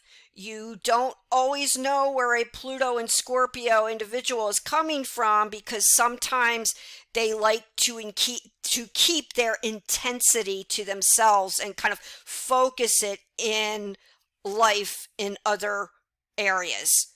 But Pluto in Scorpio is certainly at its best with all the intensity and drive and transformative ability. Now we move to Pluto in the sign of Sagittarius, and we're going to put Pluto with the gregarious Sagittarius Jupiter style. So the Pluto in Sagittarius generation is a generation who has an intense desire to again, we're talking Sagittarius, kind of like Uranus and Neptune.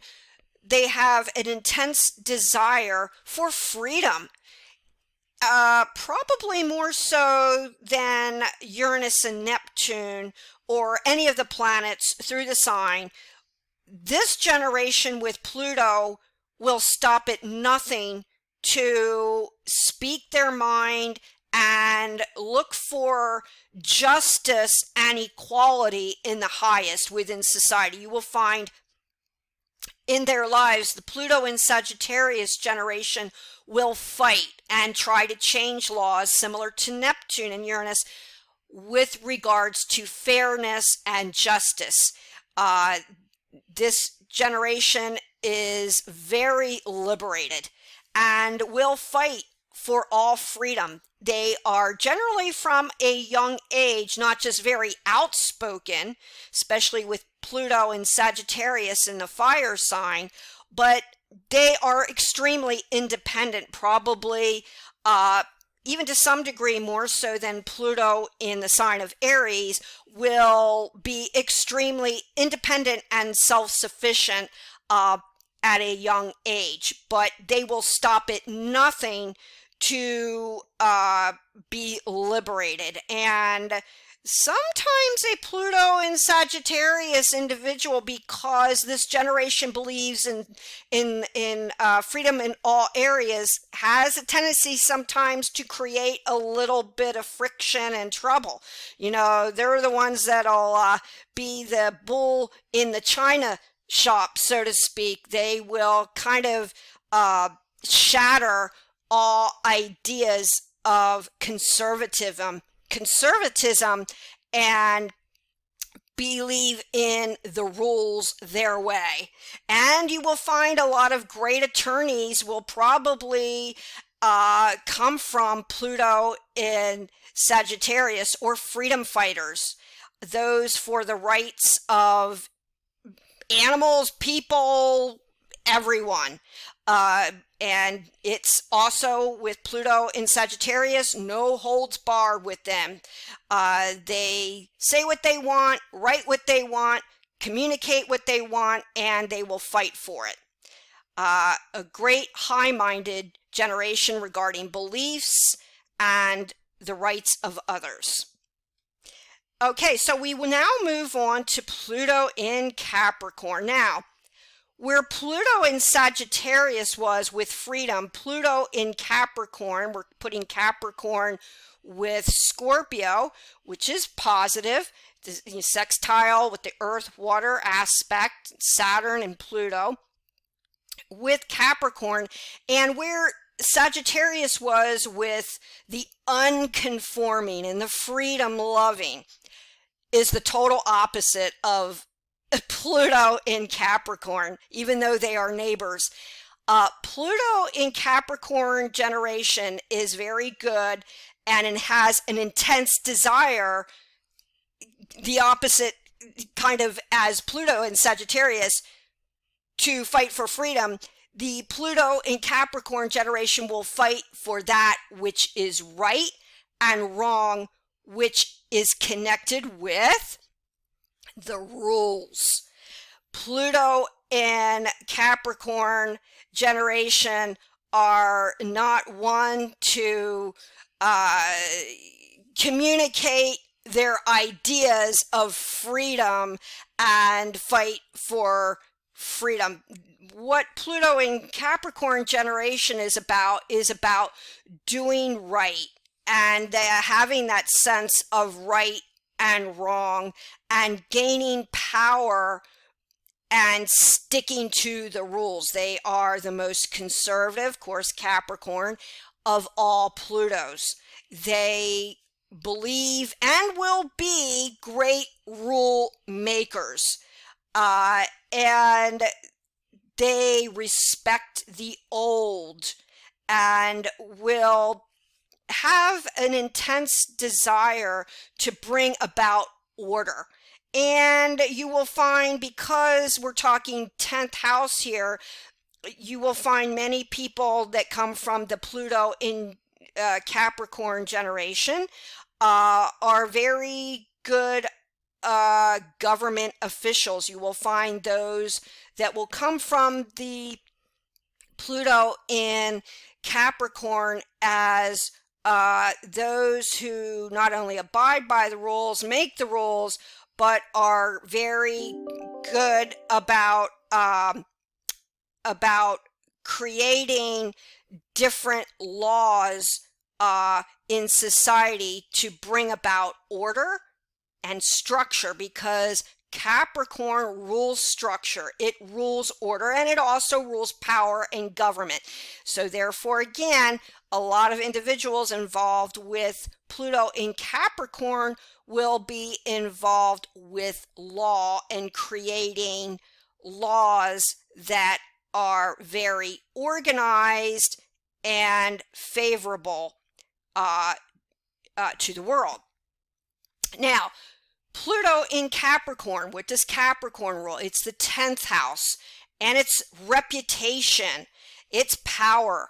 And for that matter, Scorpio likes power too. So the other downside of Pluto in Capricorn is they can be very power hungry.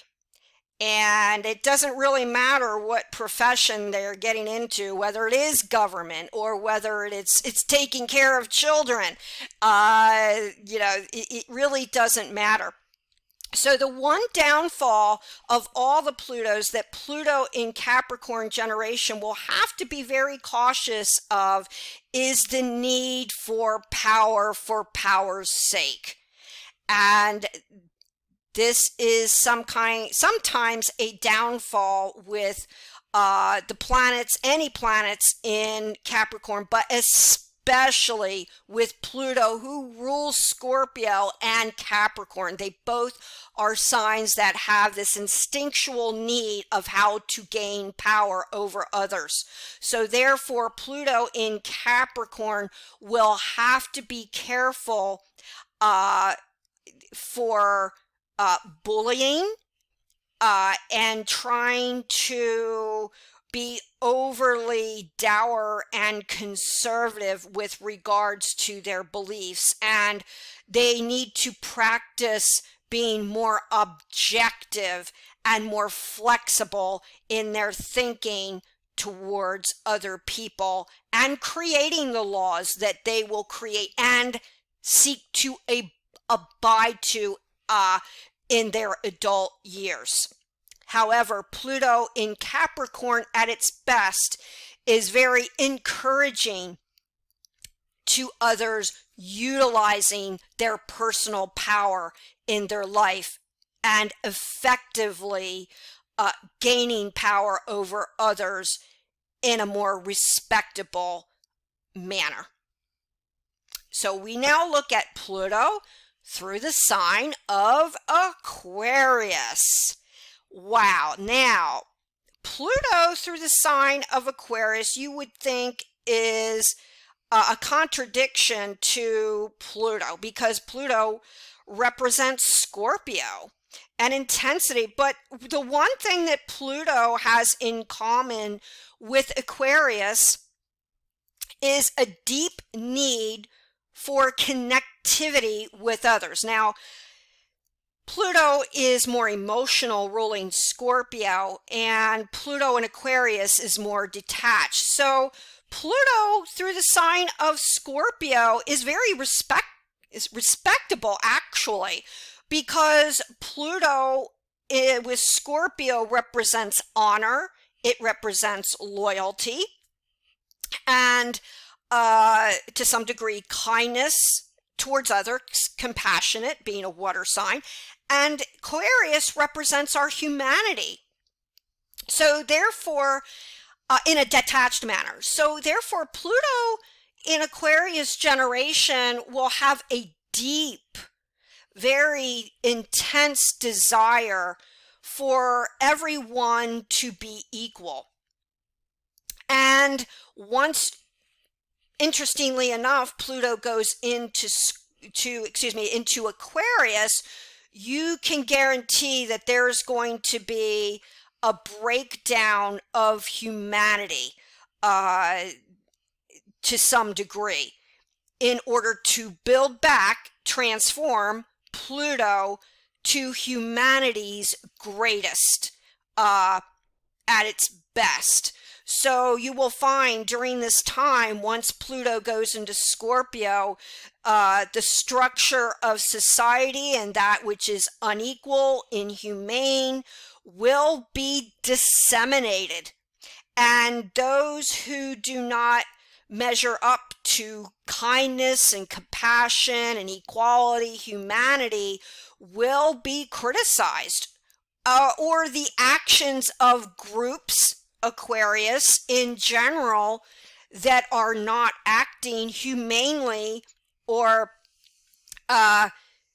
kindly, charitable within society, will be broken down and picked apart.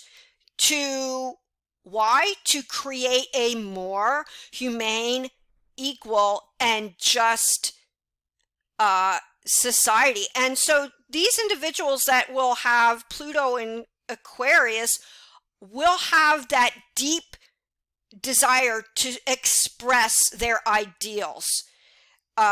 It's going to be like a breath of fresh air once planet Pluto goes into Aquarius, believe it or not. But because Aquarius and Scorpio are very different, one with a desire to transform, the other to, in a detached manner, bring about justice and charity, you will find that these people will be transformative in bringing about peace.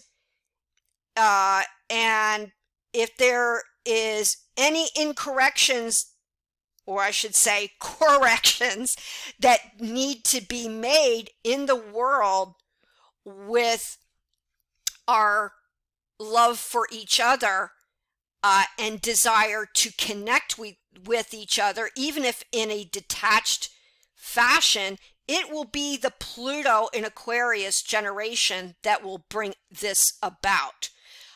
They will not tolerate injustice. We're talking Aquarius and Scorpio, and will believe in being very loyal to our objectives and our ideals. And of course, Aquarius rules the 11th house. So not only will these individuals be great humanitarians that will come about through Pluto in Aquarius, but they will be excellent in bringing groups of people together to voice our opinions. And these people, it goes really without saying, are going to be brilliant when it comes to technology and all forms of communication. And they will be the age of Aquarius generation, Pluto and Aquarius.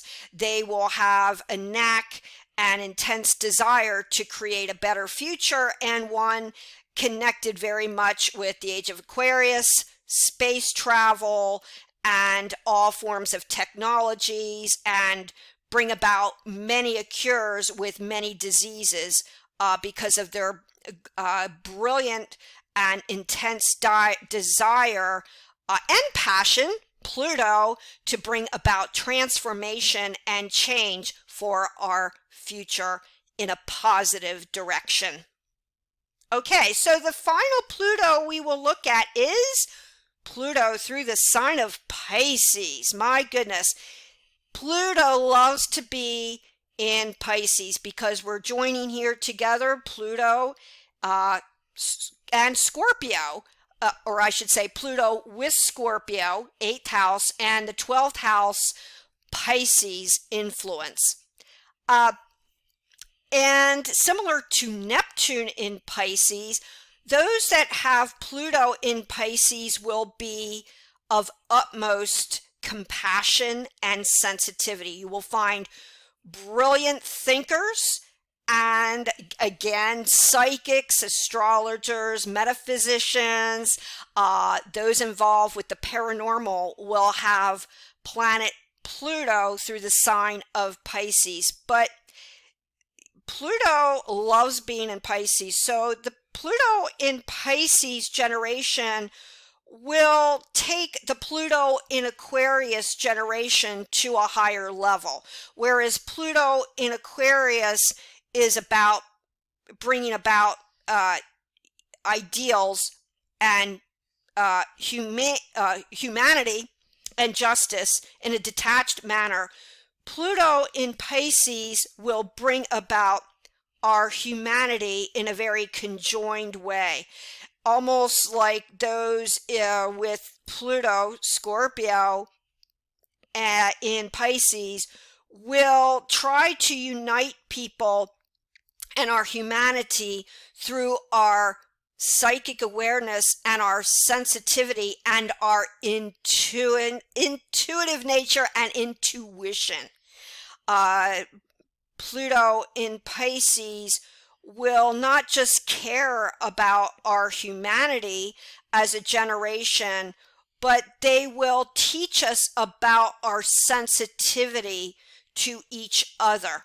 So it's not just going to be about our humanity and fairness and justice. Yes, Pluto in Pisces believes that, but Pluto in Pisces will unite us as far as our empathy towards each other. We, through Pisces, Pluto will transform, and this generation will teach us to transform each other through our deep sense of caring and charity and humanity in its highest form.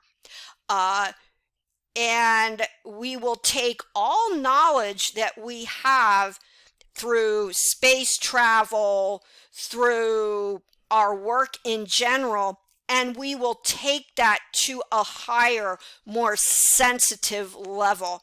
You could say once the Pluto in Pisces generation comes about, that we will be the best we can be, using all of our sensitivities, using our highest mind. And we're talking Pisces here, it's the last sign of the zodiac. We will use very likely all efforts of our mental powers, you could say, through our right and left brain. So those with Pluto in Pisces will be really brilliant when it comes to teaching us how to use our mental capacity its highest, whether it be intellectual, whether it be psychical and sensitive.